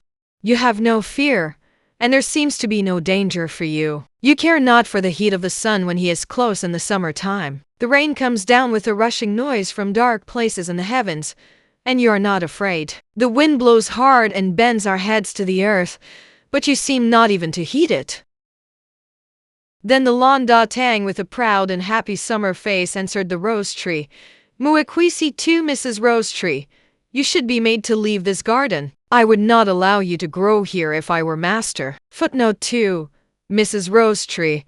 The Chinese fables call all fruit or flower-bearing plants or trees Mrs. or Miss. Trees or plants that do not bear flowers or fruits are called Mr. I have known you 5 or 6 years. The master put you in the earth and gave you much dirt to feed upon. He gives you water every morning. In the winter time he gives you a cover and a bed of straw. He trims your branches and serves you in many ways. And yet you do not grow. You are 9 years old now, and only 5 or 6 feet tall, while I am only 4 years old and my branches measure many thousands of feet. You bear a few flowers in the summer, and that is all you can do. You have no fruit and not many leaves. You stand still in the garden and do nothing useful. You ought to be ashamed. Do you see my branches? Although I have been here but 4 years, I now reach over this house and am climbing the fence on the other side. Next year, I shall go and cover up another house. The master likes me in summer, because I keep the hot sun from the roof and make his house cool. The children like me too. Sometimes they climb in my arms and swing. And the fence likes me, because I cover it so thickly that I protect it from the children and the pigs. The birds build their nests high in my arms and they like me also. The bugs like me, because I give them a home and they feed upon my leaves. So the master knows that I am good for many things. The birds would not go to you, because you're so small. They cannot build a nest upon you. The master's wife does not care much for you, because you have so many thorns that she finds it hard to gather your flowers. You are pretty, but who cares about that? The fence is high and no one sees you, and so you stand there and do nothing. Then the rose tree replied, Lan Da Tang, with all your boasting, you cannot even stand alone. I can at least do that. I know I am not large, and the birds do not build their nests with me. I cannot grow so fast as you, but my children are known to the whole great world of mankind, and are called the sweetest of all flowers, and besides, I am independent. I do not lean upon other things. If your house or your fence falls down, where then will be your vain boastful head? I care not what you say of me, whether you think a rose is good or bad, strong or weak. I do not wish to lean on the fence or roof as you do. Some day, when the house and fence grow old, they will fall down, and what will you do then? Soon after this, there came a great storm. In San Wiu many houses were partly destroyed and the fences fell to the ground. The roof of the merchant's house was blown off. The proud rattan vine, Lan Da Tang, was broken in many places, and his head lay low on the earth. But the rose tree stood firm, and she laughed and said to the rattan, I told you that it was dangerous to lean upon other things and never to learn to stand by yourself. I would not trust any house or fence to do my standing for me. I would rather be independent. I grow all the leaves, stems, and flowers I want, and so I stand here forever. The north wind comes and I bow my head to the south. Then the south wind comes and opens my beautiful flowers. I am the rose tree, and in my own strength I stand. The following new ishi has been added to this old story. Ishi meaning, China and her people should be as the rose tree. We must rely upon ourselves. We are better students than warriors. Once, when we found ourselves in trouble, we leaned on Japan. Then, when we had trouble with her, Russia told us she would help. But she was much worse and wished to take our land and to make us a people without a country. The Melon and the Professor. 学由瓜得。 Wu Qiao was a professor in a large Chinese university, and a very proud and learned man. Hundreds of students were under his teaching, and many thousands honored him. When he went out of his house, 5 people followed, singing and playing the drum all the way down the street, and 8 men carried his chair. At home he had 6 servants about him. During each meal, 30 dishes were served at his table. The professor was a great man. Through his wisdom and out of his deep knowledge, he explained all questions to the people.